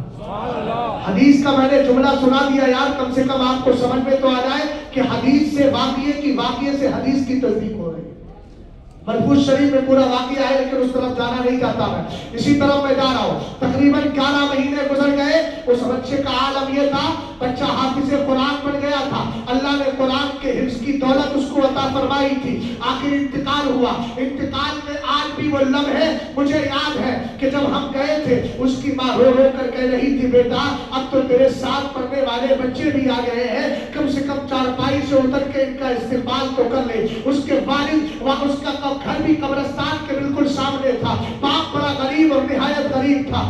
اللہ کا فضل و کرم دیکھیے گا, جس بندے کے ساتھ یہ واقعہ ہوا اس نے براہ راست مجھے بتایا کہ ہم اس کی قبر پر گئے, حاضری دی. کیا دیکھا کہ اس کی قبر سے خوشبو آ رہی تھی. سبحان اللہ, خوشبو آ رہی تھی. اور بارش کی وجہ سے تھوڑا سا حصہ ہٹ گیا تھا. کسی کی نظر پڑی تو کیا دیکھا, 11 مہینہ گزرنے کے بعد بھی اس کے جسم کا کفن محفوظ ہے, اس کا جسم بھی محفوظ ہے. سرور کائنات فرماتے ہیں جب حافظ قرآن کا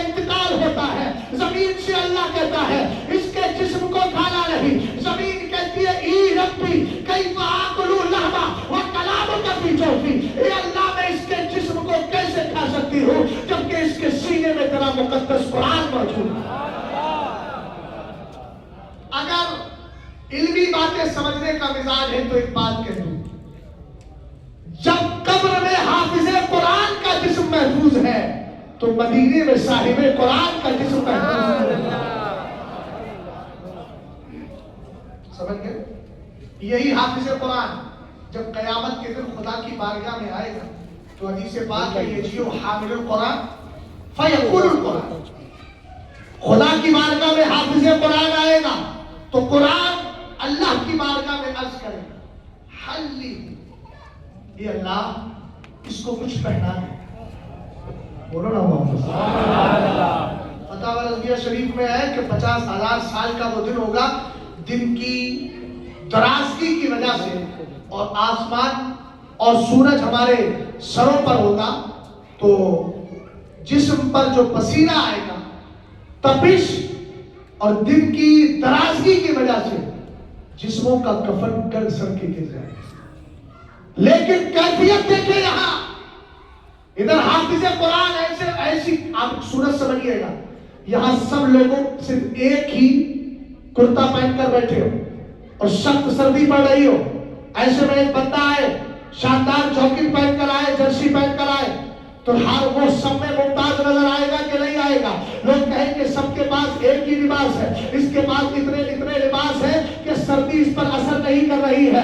بلا تشبیہ و تمثیل اس منظر کو ذہن میں رکھے اور پھر سنیں، قرآن پاک اللہ کی بارگاہ میں عرض کرے گا حلی ہو، اے میرے مولا اس کو کچھ پہنا دے، اس کو کچھ پہنا دے۔ اللہ تعالیٰ قرآن کی گزارش کو رد نہیں فرمائے گا، فَيَلْبَسُ تَاجَ الْكَرَامَةِ، اس کے سر پر عزت و وقار کا تاج آ جائے گا۔ ذرا محبت سے بول جائے سبحان اللہ۔ اس کے بعد قرآن پاک کے حافظ کے لیے اللہ کی بارگاہ میں پھر قرآن عرض کرے گا، کہے گا مولا زدہ علیہ، اس پر کچھ اور اضافہ فرما دے۔ حدیث پاک کی الفاظ ہے فَيَلْبَسُ حِلَّةَ الْكَرَامَةِ، اللہ تعالیٰ اس کو عزت و وقار کا جوڑا عطا فرما دے گا۔ اب تاج بھی مل گیا ہے، جوڑا بھی پہن لیا ہے۔ اس کے بعد قرآن عرض کرے گا ارض عنہ، اے اللہ اس سے راضی بھی ہو جا۔ ارے اللہ کسی سے راضی ہو جائے؟ قرآن کہتا ہے وَرِضْوَانٌ مِّنَ اللَّهِ اکبر، اللہ کی خوشنودی سب سے بڑی چیز ہے۔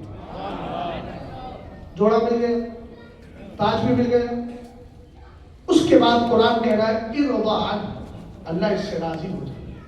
فَيَرْضَ عَنْهُ، اللہ اس سے راضی بھی ہو جائے گا۔ اور جب اللہ راضی ہوگا تو اب سنو کمال کی بات، ثُمَّ قِيلَ، پھر اس سے کہا جائے گا، کیا کہا جائے گا؟ اقرا ورتل وارقب، بولو یار، کہا کہ اب قرآن پڑھ اور ٹھہر ٹھہر کر پڑھ، اور ایک آیت پڑھ ایک درجہ چڑھ۔ فقی ابو اللیث سمرقندی اسی کتاب میں فرماتے ہیں قرآن میں جتنی آیتیں ہیں جنت میں اتنے ہی درجے ہیں۔ ہم تو مائل بکرم ہے، کوئی سائل ہی نہیں، راہ دکھلائے کسی رہنمے منزل ہی نہیں۔ وہ تو نہایت سستا سودا بیچ رہے ہیں جنت کا، ہم مفلس کا مول چکائے اپنا ہاتھ ہی۔ رسول کریم صلی اللہ تعالیٰ علیہ وسلم نے ارشاد فرمایا، اس سے کہا جائے گا قرآن کی آیت پڑھ اور ٹھہر ٹھہر کر آرام آرام سے پڑھ، ایک درجہ چڑھ جا۔ اب کوئی ایسا خوش نصیب بھی ہوگا جو سارا قرآن پڑھ دے گا اور جہاں تک وہ پہنچے گا اللہ اس کو وہ سارے مقامات اور درجے عطا فرما دے گا۔ ذرا محبت سے بولو سبحان اللہ، اور پیار سے بولو سبحان اللہ۔ ہم نے کہا یہ حافظ قرآن ہے، لیکن مدرسہ صرف حافظ قرآن ہی نہیں دیتا، مدرسہ عالم دین بھی دیتا ہے۔ جامعہ بلال کو آپ دیکھ رہے ہیں جو آپ کی سرزمین میں مرکز اہل سنت ہے، دین کا بڑا کام کر رہا ہے۔ اللہ اس ادارے کو سلامت رکھے، اس کے معاونین اور اس کے ذمہ داروں کو، اساتذہ اور سارے طلباء کے علم میں، عمر میں، عمل میں برکت عطا فرمائے۔ بات فرمائیے گا عالم دین عطا فرماتا ہے۔ آج اس وقت ایک سوال کروں میں، سب سے بڑا سخی کون ہے؟ لوگ الگ الگ رائے دیں گے۔ جس نے جامعہ بلال کو 5 کروڑ دے دیے، لوگ کہیں گے سب سے بڑا سخی وہ ہے۔ کوئی کہے گا جس نے پورا جامعہ بلال بنا دیا، لوگ کہیں گے سب سے بڑا سخی وہ ہے۔ کوئی کہے گا جس نے سال بھر جامعہ بلال کے اساتذہ اور طلباء کا خرچ اٹھایا، سب سے بڑا سخی وہ ہے۔ مگر میں کہوں گا نہیں، آؤ سرکار علیہ السلام سے پوچھتے ہیں۔ مشکوٰۃ شریف کی حدیث پاک ہے، یہ مدرسہ ہی ہے جو عالم دے رہا ہے، اور عالم کی شان کو سمجھیے گا۔ ایک دن بڑے صحابہ سرکار کے صحابہ تشریف فرما ہے، حضور علیہ السلام بھی موجود ہے. میرے نبی نے فرمایا هل تدرون من اجمد جودا؟ صحابہ تمہیں معلوم ہے سب سے زیادہ جود و کرم کون کرتا ہے؟ صحابہ نے عرض کیا اللہ و رسولہ عالم. یہ جملہ بولا اس لیے تھا ان کو لگا کہ قرآن اتر رہا ہے، ہو سکتا ہے کوئی وحی نئی نازل ہو گئی، اس لیے جواب نہیں دیا. سرکار علیہ السلام نے فرمایا اللہ اجمد و جودا، فرمایا سب سے زیادہ جود و کرم کرنے والی ذات میرے رب کی ہے. اس کے بعد فرمایا ثم انا اجمد بنی آدم، فرمایا اس کے بعد اولاد آدم میں سب سے زیادہ سخاوت کرنے والا تمہارا اور میرا نبی ہے. سبحان اللہ. تیسرا جملہ سنیے گا، ثم اجمد من بعدی من علم علما فنشرہ یاتی یوم القیامت کالجمع. سرور کائنات صلی اللہ تعالیٰ علیہ وسلم نے سوال کیا سب سے بڑا سخاوت کرنے والا کون؟ لوگ کہنے لگ سرکار علیہ السلام کے صحابہ نے جب جواب نہیں دیا، حضور نے فرمایا سب سے زیادہ جود و کرم کرنے والا خدا ہے، اس کے بعد سخاوت کرنے والا تمہارا مصطفیٰ ہے، اس کے بعد فرمایا وہ بندہ ہے جو علم حاصل کر کے اس علم کو دوسروں تک پہنچا دیا کرتا ہے، اس علم کو عام کر دیا کرتا ہے. اسی سے ملتی جلتی ایک حدیث ہے، سرور کائنات کے صحابی ارشاد فرماتے ہیں ایک دن میرے نبی مسجد نبوی شریف میں تشریف لائے، صحابہ اکرام کو دیکھا فَإِذَا هُوَ بِحَلْقَتَيْنِ، تو دو گروہوں کے اندر صحابہ بٹے ہوئے تھے. کچھ وہ تھے ان میں سے اِحْدَاهُمَا يَقْرَؤُونَ الْقُرْآنَ وَيَدْعُوا اللَّهَ تَبَارَكَ وَتَعَالَى، کچھ قرآن پڑھ کے اللہ سے دعائیں کر رہے تھے. وَالْأُخْرَى يَتَعَلَّمُونَ وَيُعَلِّمُونَ، دوسرے قرآن سیکھ اور سکھا رہے تھے. بھائی دھیان دینا میری بات پر. سرور کائنات نے فرمایا کُلٌّ عَلَىٰ خَيْرٍ، یہ جماعت بھی بھلائی پر ہے، یہ جماعت بھی بھلائی پر ہے.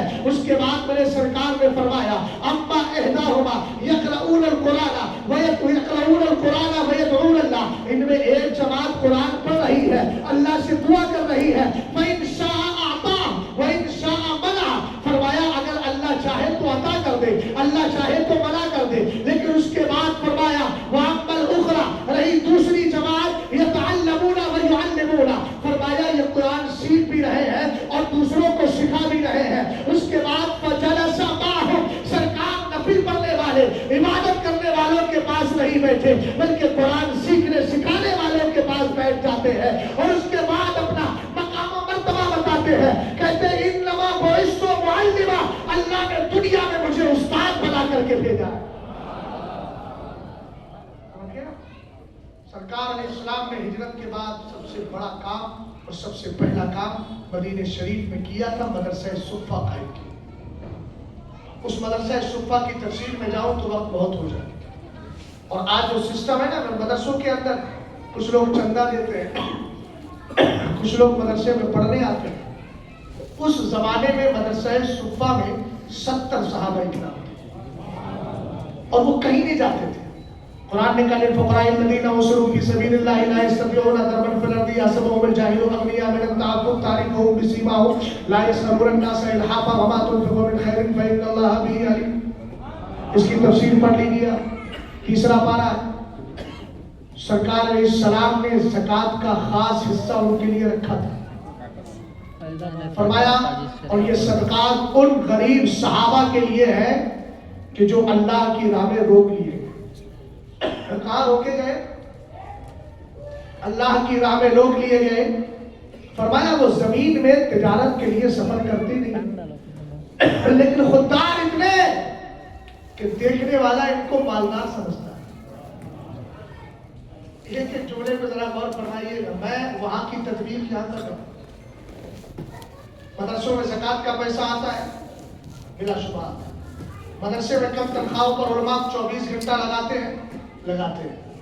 ٹھیک تجارت نہیں کرتے، ان کی صرف ایک ہی تجارت ہے، ایک ہی بزنس ہے، ایک ہی مقصد ہے کہ بس سرکار کا دین پھیلے. اس کے بعد لوگ ان کا لباس دیکھ کر کہ آپ کیا شاندار جبہ پہنے ہوئے، لوگ کہتے ہیں یار تو بڑے مالدار لوگ.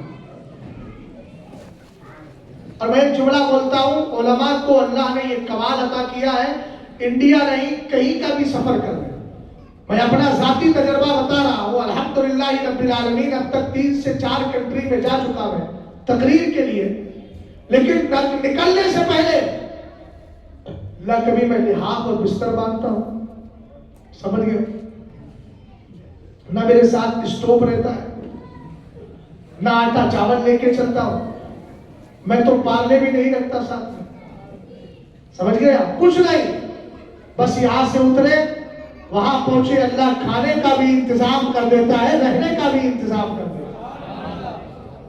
اللہ نے علماء کا رزق اتنا پھیلا دیا ہے اور پھیلایا، اس میں بھی اللہ کے اس کام میں بھی حکمت ہے، اس لیے کہ جہاں عالم جاتا ہے وہاں علم کی برکتیں بھی جایا کرتے ہیں، سمجھے؟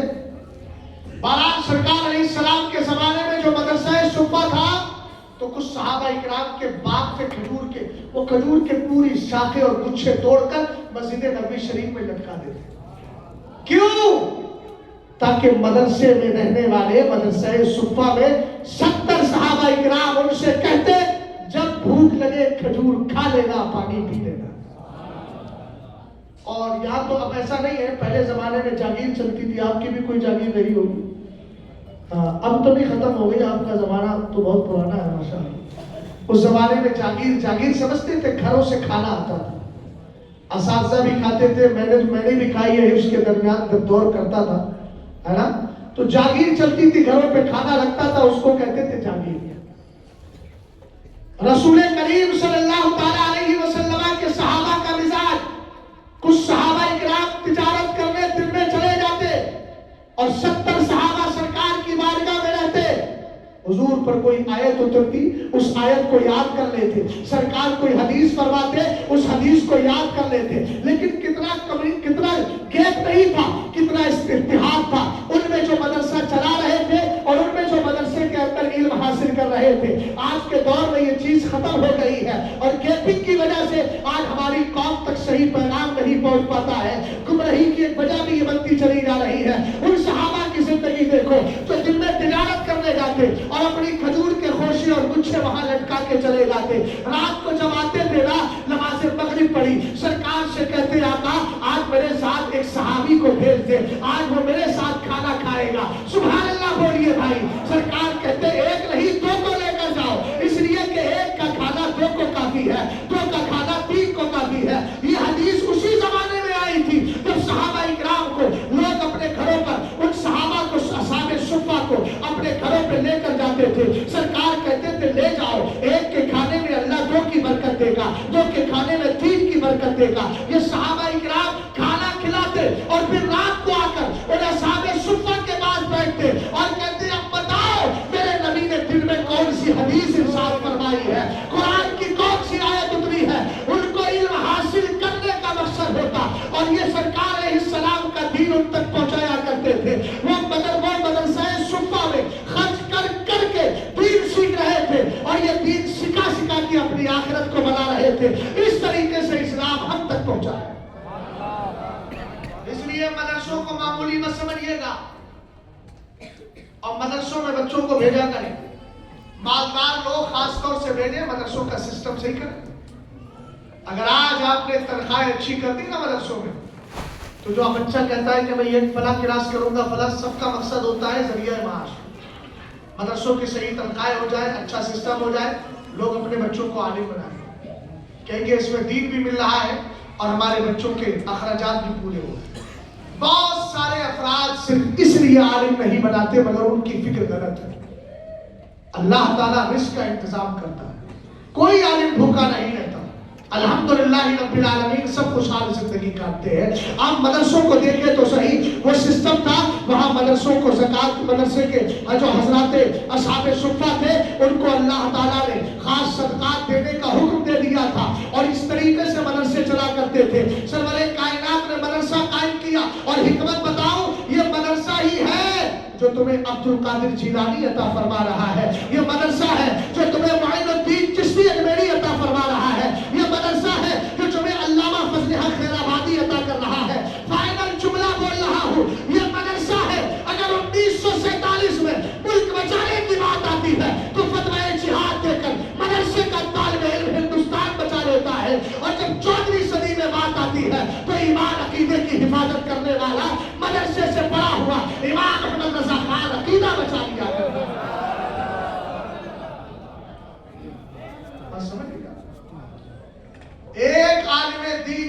काम समझे। मेरे सरकार ने फरमाया उसके बाद सबसे बड़ा अगर सखी कोई है तो वो है जिसने इल्म हासिल करके इल्म को आम कर दिया। अगर इस तनाजुर में आला हजरत को देखा जाए तो हम अगर इल्म फैला रहे हैं, हमें अगर सखी का नाम दिया जाएगा तो ये सारी सखावत सदका है आला हजरत की सखावत। और एक बात और सुने, किसी सुन्नी आलिम से अगर कुछ गलती हो जाए तो बहुत सारों का मिजाज इन मौलवियों से हम लेता है। ये जो आज नाम निहाद मौलाई बने हैं ना, ये बेचारे खबतुल हवास भटक रहे हैं। अभी इनको सही तौर पे रास्ता मालूम नहीं है चलना किधर। हमने कहा चलना है तो सिर्फ आला हजरत का रास्ता पकड़ लो, इंशाअल्लाह कामयाब हो जाओगे। कहते हम आलिम से बेहतर है। आला हजरत की किताब है मकाले उर्फा में एजाज शरअ व उलमा। इसकी एक बात मैं आप तक अर्ज कर रहा हूँ। आला हजरत इमाम अहले सुन्नत ने इस किताब के अंदर पहले कुरान पाक की सूरह फातिर 22वें पारी की आयत को लिखा। अल्लाह फरमाता है ثم أورثنا الكتاب الذين اصطفينا من عبادنا فمنهم ظالم لنفسه ومنهم مقتصد ومنهم سابق بالخيرات بإذن الله ذلك هو الفضل الكبير۔ ध्यान से सुनना, चूंकि खतीब के साथ मुदर्रिस भी होना तो कभी तदरीसी अंदाज भी आ जाएगा, इसलिए आपको मालूम रहना है हर अंदाज से। कुरान ने क्या कहा, फिर हमने किताब का इल्म दिया अपने उन बंदों को जिनको हमने चुन लिया। इस लफ्ज़ पर गौर करें। हमने किताब का इल्म किसको दिया? उनको दिया जिनको हमने चुन लिया। अब जिनको अल्लाह ने चुना था फिर उनकी 3 किस्में कुरान ने बयान की। फमिनहुम ज़ालिमुन लिनफ्सिही, मगर इस शर्त पर तफसील बयान करूंगा कि उलमा इकराम इस आयत करीमा और फजीलत को सुनकर के मिजाज में तब्दीली ना लाए, बल्कि ये सोचे कि जब हम गुनाहगार हैं, मैं भी गुनाहगार, अपने गुनाहों को याद करके मैं बोल रहा हूँ कि जब गुनाहों पर मदीने वाली की इतनी अताएं हैं तो नेकियां अगर कर लेंगे मुत्तकी बन जाएंगे तो कितनी अताएं मिलेंगी।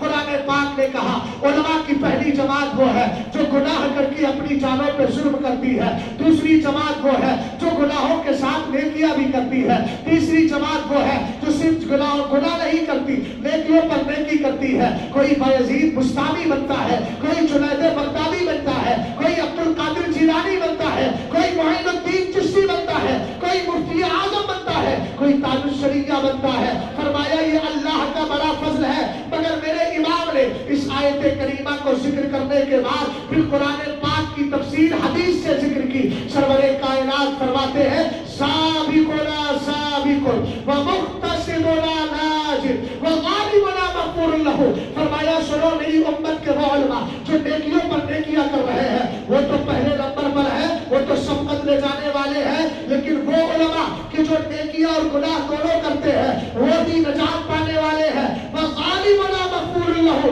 और फरमाया मेरी उम्मत के वो उलमा कि जो गुनाह करके जानों पे जुल्म करते हैं अल्लाह ताला इनको भी बख्शिश का परवाना अता फरमा दे।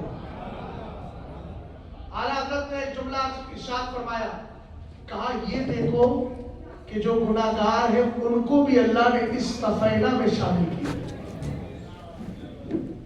क्या कहा? हमने किताब का इल्म उनको दिया जिनको हमने चुन लिया। तो जिनको चुना था फिर उनकी 3 किस्में बताई। बात समझ गया? ये मेरे इमाम का जुमला है। और आला हज़रत ने फरमाया आलिम रब्बानी वो होता है जो लोगों की अकीदे की इस्लाह करे, सीधा रास्ता लोगों को बताए। बात समझ गया?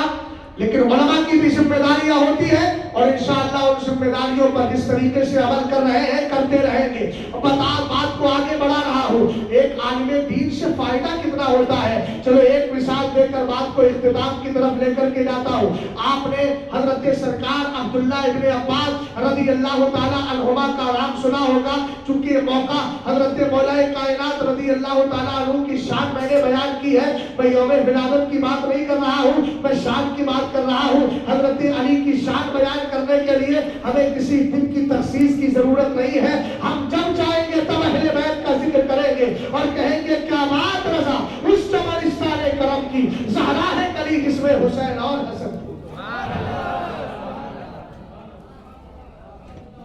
समझो, हजरत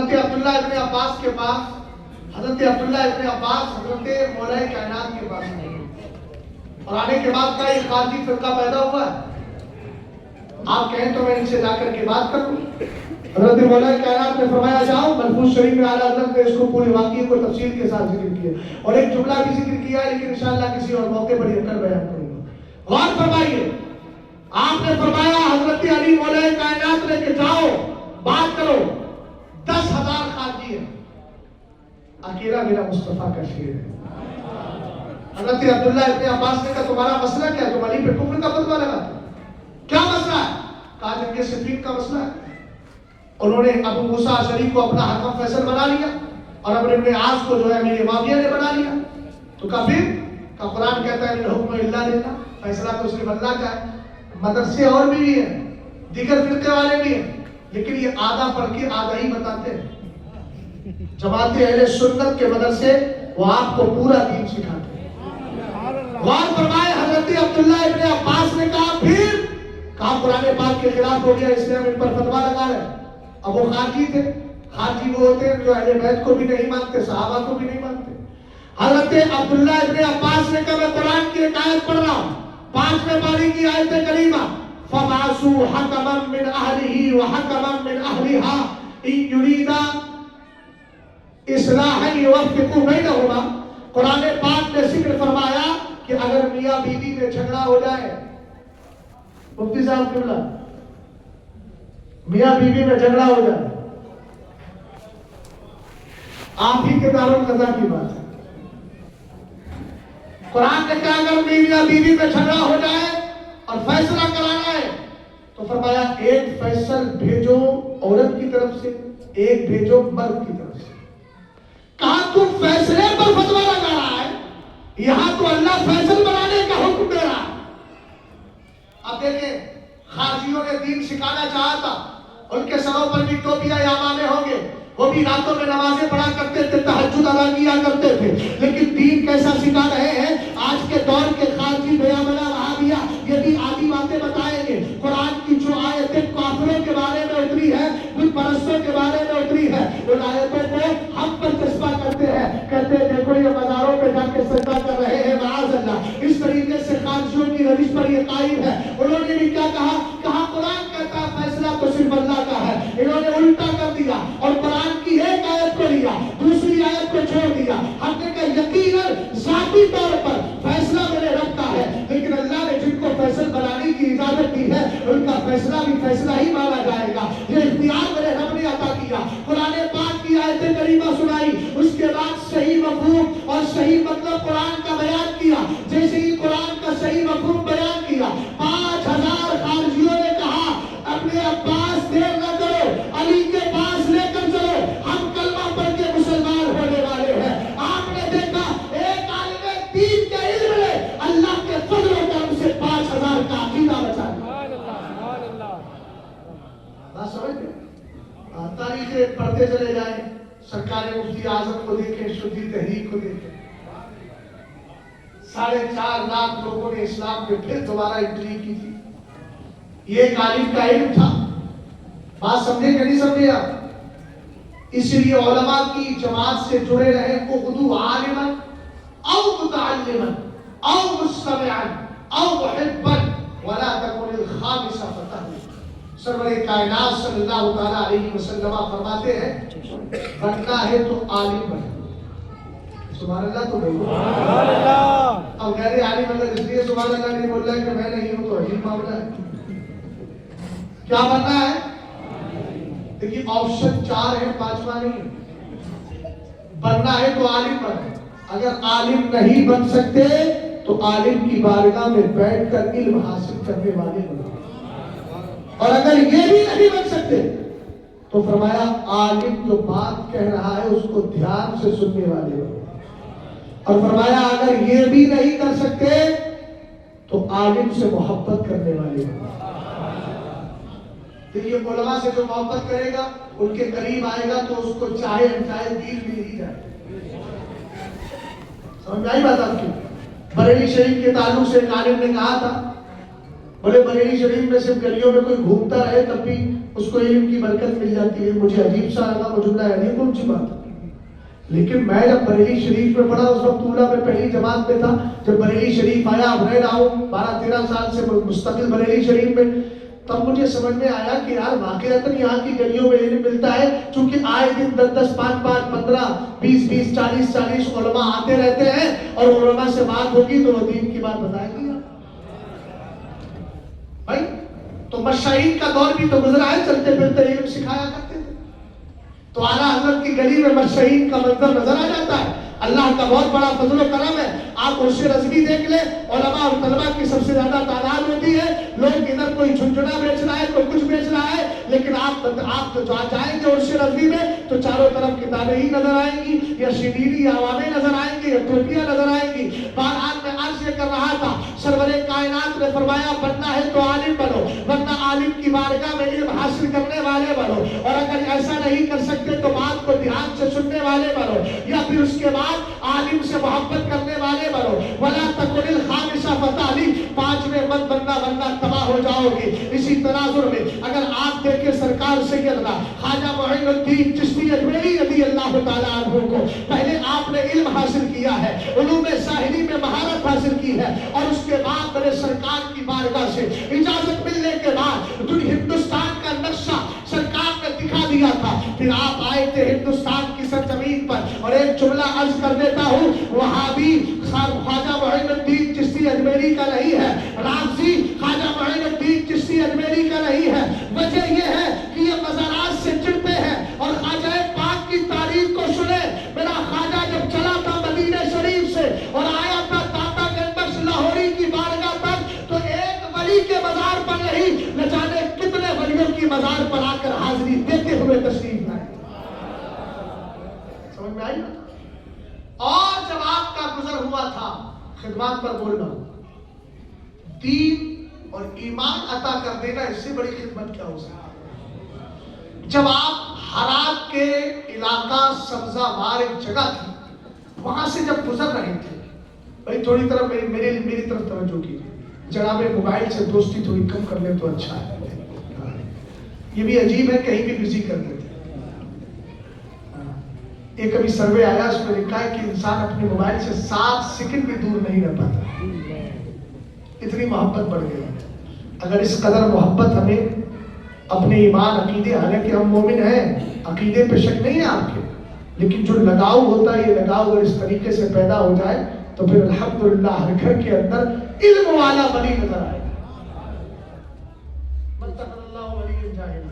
اللہ نے آج تک کسی جاہل کو ولی نہیں بنایا، علم والوں کو اللہ نے علم کی ولایت عطا فرمائی۔ بہرحال میں عرض کیا کر رہا تھا، خواجہ پاک جب وہاں سے گزرے تو دیکھا کہ ایک باغ ہے، باغیچہ ہے، وہاں ہاؤس تھا۔ پچھلے زمانے میں کیا ہوتا تھا، پانی ملتا نہیں تھا، سفر کرتے تھے تو ہاؤس کے دریا کے کنارے ٹھہرتے تھے۔ اس سے 2 فائدے ہوتے تھے، ایک تو یہ کہ پینے کا پانی مل جاتا تھا، غسل اور وضو کا موقع مل جایا کرتا تھا۔ خواجہ پاک وہاں ٹھہر گئے، اور اس کا حاکم تھا جس کا نام تھا محمد یادگار۔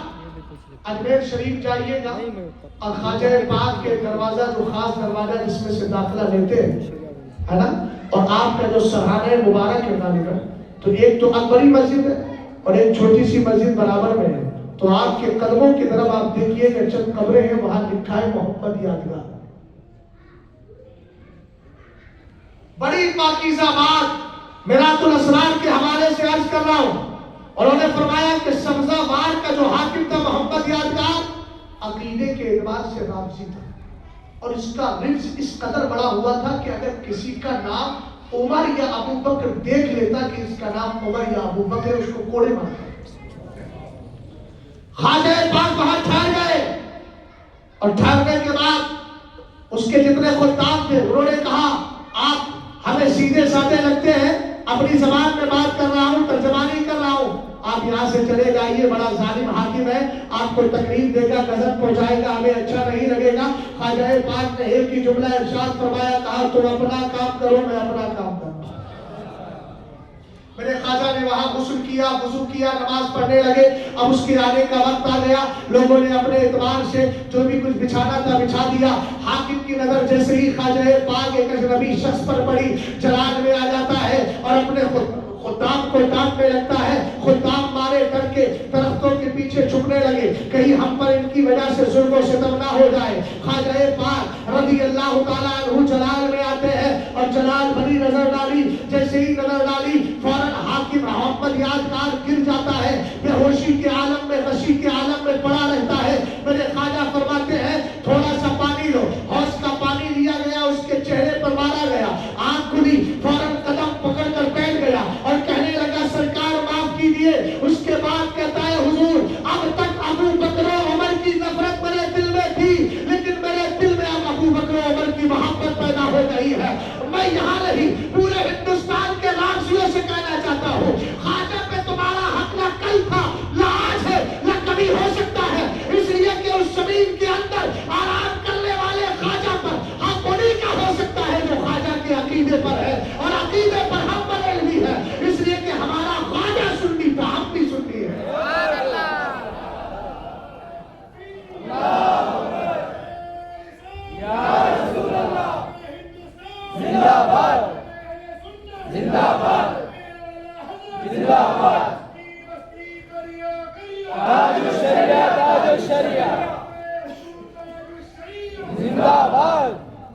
جو ہے کہتا سرکار میں اپنا باغیچہ اللہ کے نام پہ قربان کر رہا ہوں. خواجہ پاک نے بھی تو کیا تھا, اس نے بھی کر لیا کہ حضور اب نہیں میں ساتھ چلوں گا. آپ کے ساتھ چلا اور کتنا چلا, ہندوستان آ گیا. خواجہ پاک جب پہنچے سرکار داتا گنبش لاہوری کی بات, وہاں مختلف روایتیں ہیں, کچھ ایک روایتیں 40 دن کی بھی ہے. آپ نے ایک دن بارگاہ داتا میں عرض کیا حضور مجھے ولایت کی سند عطا فرمائیں. آواز نہیں آئی. دوسرے دن پھر کہا آواز نہیں آئی. تیسرے دن پھر کہا آواز نہیں آئی. خواجہ معین الدین چشتی اجمیری رونے لگے. تب داتا نے ارشاد فرمایا معین الدین روتا کیوں ہے؟ کہا کہ آپ نے جواب نہیں دیا سرکار اس لیے. فرمایا میں نے سند ولایت تو تجھے پہلی بار میں عطا کر دی تھی, پھر تاخیر کیوں؟ فرمایا تو قرآن بہت اچھا پڑھتا ہے. سبحان اللہ. وہی لے آیا, پھر سے قرآن ہی کی طرف کھینچ کر لایا. وہ قرآن کی تلاوت بہت اچھی ہے. معین الدین ایسا لگتا ہے تو قرآن پڑھتا رہے اور داتا قرآن سنتا رہے. اگر پہلے اجازت دے دی ہوتی تو انہوں نے پہلے ہفتے سفر باندھ دیا ہوتا. میں نے اس لیے جواب میں تاخیر کی کہ تو قرآن اور پڑھ, میں قرآن پاک اور سنتا چلا جاؤ. یہی خواجہ پاک ہے. جب بغداد کی سرزمین پر 57 دن یا 5 مہینہ حضرت غوث پاک کی بارگاہ میں اکتساب فیض کیا, اسی درمیان ایک بزرگ سے ملاقات ہوئی. بس اسی بات کو پیش کر کے بات کو ختم کر رہا ہوں, وقت بہت زیادہ ہو چکا ہے, اس لیے اپنی بات کو اختتام کی طرف لے کر کے جاتا ہوں اور بتا دیتا ہوں آج کے دور میں جو رد کرنے والے علماء ہیں ان کی قدر کیجیے, ان کو اپنے سینے سے لگائیے, ان کی عزتوں کو اپنے سروں کا تاج بنائیے, ورنہ جس دن یہ علماء ختم ہو گئے نا تو پھر آپ کو دین سکھانے والا, صحیح اور غلط میں فرق کرنے والا آئے گا کون؟ ذرا دھیان سے میری بات کو سننا. حضرت خواجہ معین الدین چشتی اجمیری رضی اللہ تعالیٰ عنہ کی ملاقات ملک شام سے جب آپ کا گزر ہو رہا تھا, تب ایک ایسے بزرگ سے ہوئی تھی جن کے جسم پر صرف کھال اور ہڈی رہ گئی تھی, گوشت سب غائب ہو گیا. کہا معین الدین 30 سال تھے میں اس پہاڑ کے اندر اللہ کی عبادت کر رہا ہوں. کہا جسم کی کیفیت کی ہو گئی؟ کہا میں صرف اس خوف سے ڈرتا ہوں, یہ خوف مجھے ستاتا ہے اور یہ خوف میرے دل میں رہتا ہے کہ قیامت کے دن جب میری نمازیں اللہ کی بارگاہ میں پیش کی جائے اور میرا اللہ مجھ سے یہ کہہ دے نمازیں تو پڑھی تھی لیکن نمازوں کی شرطیں پوری نہیں تھی, تو میں اللہ کی بارگاہ میں کیا جواب دوں گا؟ کہا اس خوف نے میرے جسم کا گوشت ختم کر دیا. جہاں نمازیں ہے ہی نہیں وہاں کیا حال؟ اور ان سے ملاقات ہوئی, سلام کیا, اشارہ کیا بیٹھ جاؤ, اور بیٹھنے کے بعد آپ نے فرمایا معین الدین میں بھی تمہاری طرح گھومتا تھا, میں نے بھی سفر کیے ہیں. کہا سرکار اب سفر نہیں کرتے؟ کہا اب سفر نہیں کرتا. واقعہ یہ ہے کہ ایک دن میں ایک بازار سے گزرا تھا. اس بازار میں ایک شخص تھا تاجر جو خرید و فروخت میں اتنی زور سے لوگوں سے باتیں کر رہا تھا کہ اس کی بد کلامی کی وجہ سے لوگوں پر ظلم ہو رہا تھا، لوگ پریشان ہو رہے تھے۔ میں نے اس کو نصیحت نہیں کی اور گزر گیا۔ دھیان سے میری بات کو سننا بھائی، انما العبرۃ بالخواتیم، اعتبار خاتموں کا ہوتا ہے۔ ساری تقریر دھیان سے سنی، لاسٹ میں نہیں سنی تو اسی کا اثر میرے ذہن پہ بیٹھے گا۔ سمجھ میں آئی بات؟ پوری زندگی بہت اچھے کام کرتا رہا۔ دیکھو نا ہمارے پاس میں بریلی شریف کے پاس میں ایک ہے ضلع، اس ضلع کے لوگوں کو دیکھو نا، ایک زمانے تک اچھے کام کرتے رہے، اب بگڑ گئے۔ اب بگڑے تو مدرسوں کو کوس رہے۔ ارے بھائی اپنے آپ کو کوسو نا کہ تم پیدا کیوں ہو گئے۔ مدرسوں کا تو بہت بڑا احسان ہے، یہ وہی مدرسہ ہے جس نے شیر بچے اہل سنت جیسی زیادہ سا حضور مشاہد ملت جیسا زبردست مسلک کا پابند عالم دین عطا فرمایا۔ توجہ ہے آپ کی؟ رسول کریم صلی اللہ تعالی علیہ وسلم کے دیوانوں انہوں نے کہا بیٹھ جاؤ، بٹھا دیا۔ اس کے بعد کہا میں بازار سے گزرا، میں نے اس کو نصیحت نہیں کی۔ جیسے ہی بازار سے گزر گیا، ہاتف غیبی نے ندا لگائی، کہا اگر تو اس کو سمجھاتا وہ اپنے ظلم سے باز آ جاتا، تو نے نصیحت کیے بغیر ہی اپنا سفر جاری رکھا۔ کہا یہ ایک آواز تھی، غیبی آواز، جس نے میرے کلیجے کو چیر کر کے 50 سال ہو گئے اسی ایک کونے میں بیٹھا ہوں اور روتا رہتا ہوں اس خیال میں کہ قیامت کے دن میرے اللہ نے مجھ سے اگر یہی سوال کر لیا تو نے ظالم کو سمجھایا کیوں نہیں؟ ظالم تیری بات سے مان جاتا، ظالم تیری بات کو مان کر کے ظلم کو چھوڑ دیتا۔ کہا اس لیے معین الدین 50 سال سے اسی کونے میں بیٹھا ہوں، اس لیے بہن بیٹیاں یہاں موجود ہے، اگر شوہر غلط کام کرتا ہے نصیحت کرنا تمہاری ذمہ داری ہے، اگر بھائی غلط کام کر رہا ہے علماء کی ذمہ داری ہے اپنے سماج میں برائی دیکھے، اور سماج میں رہنے والوں کی بھی ذمہ داری ہے۔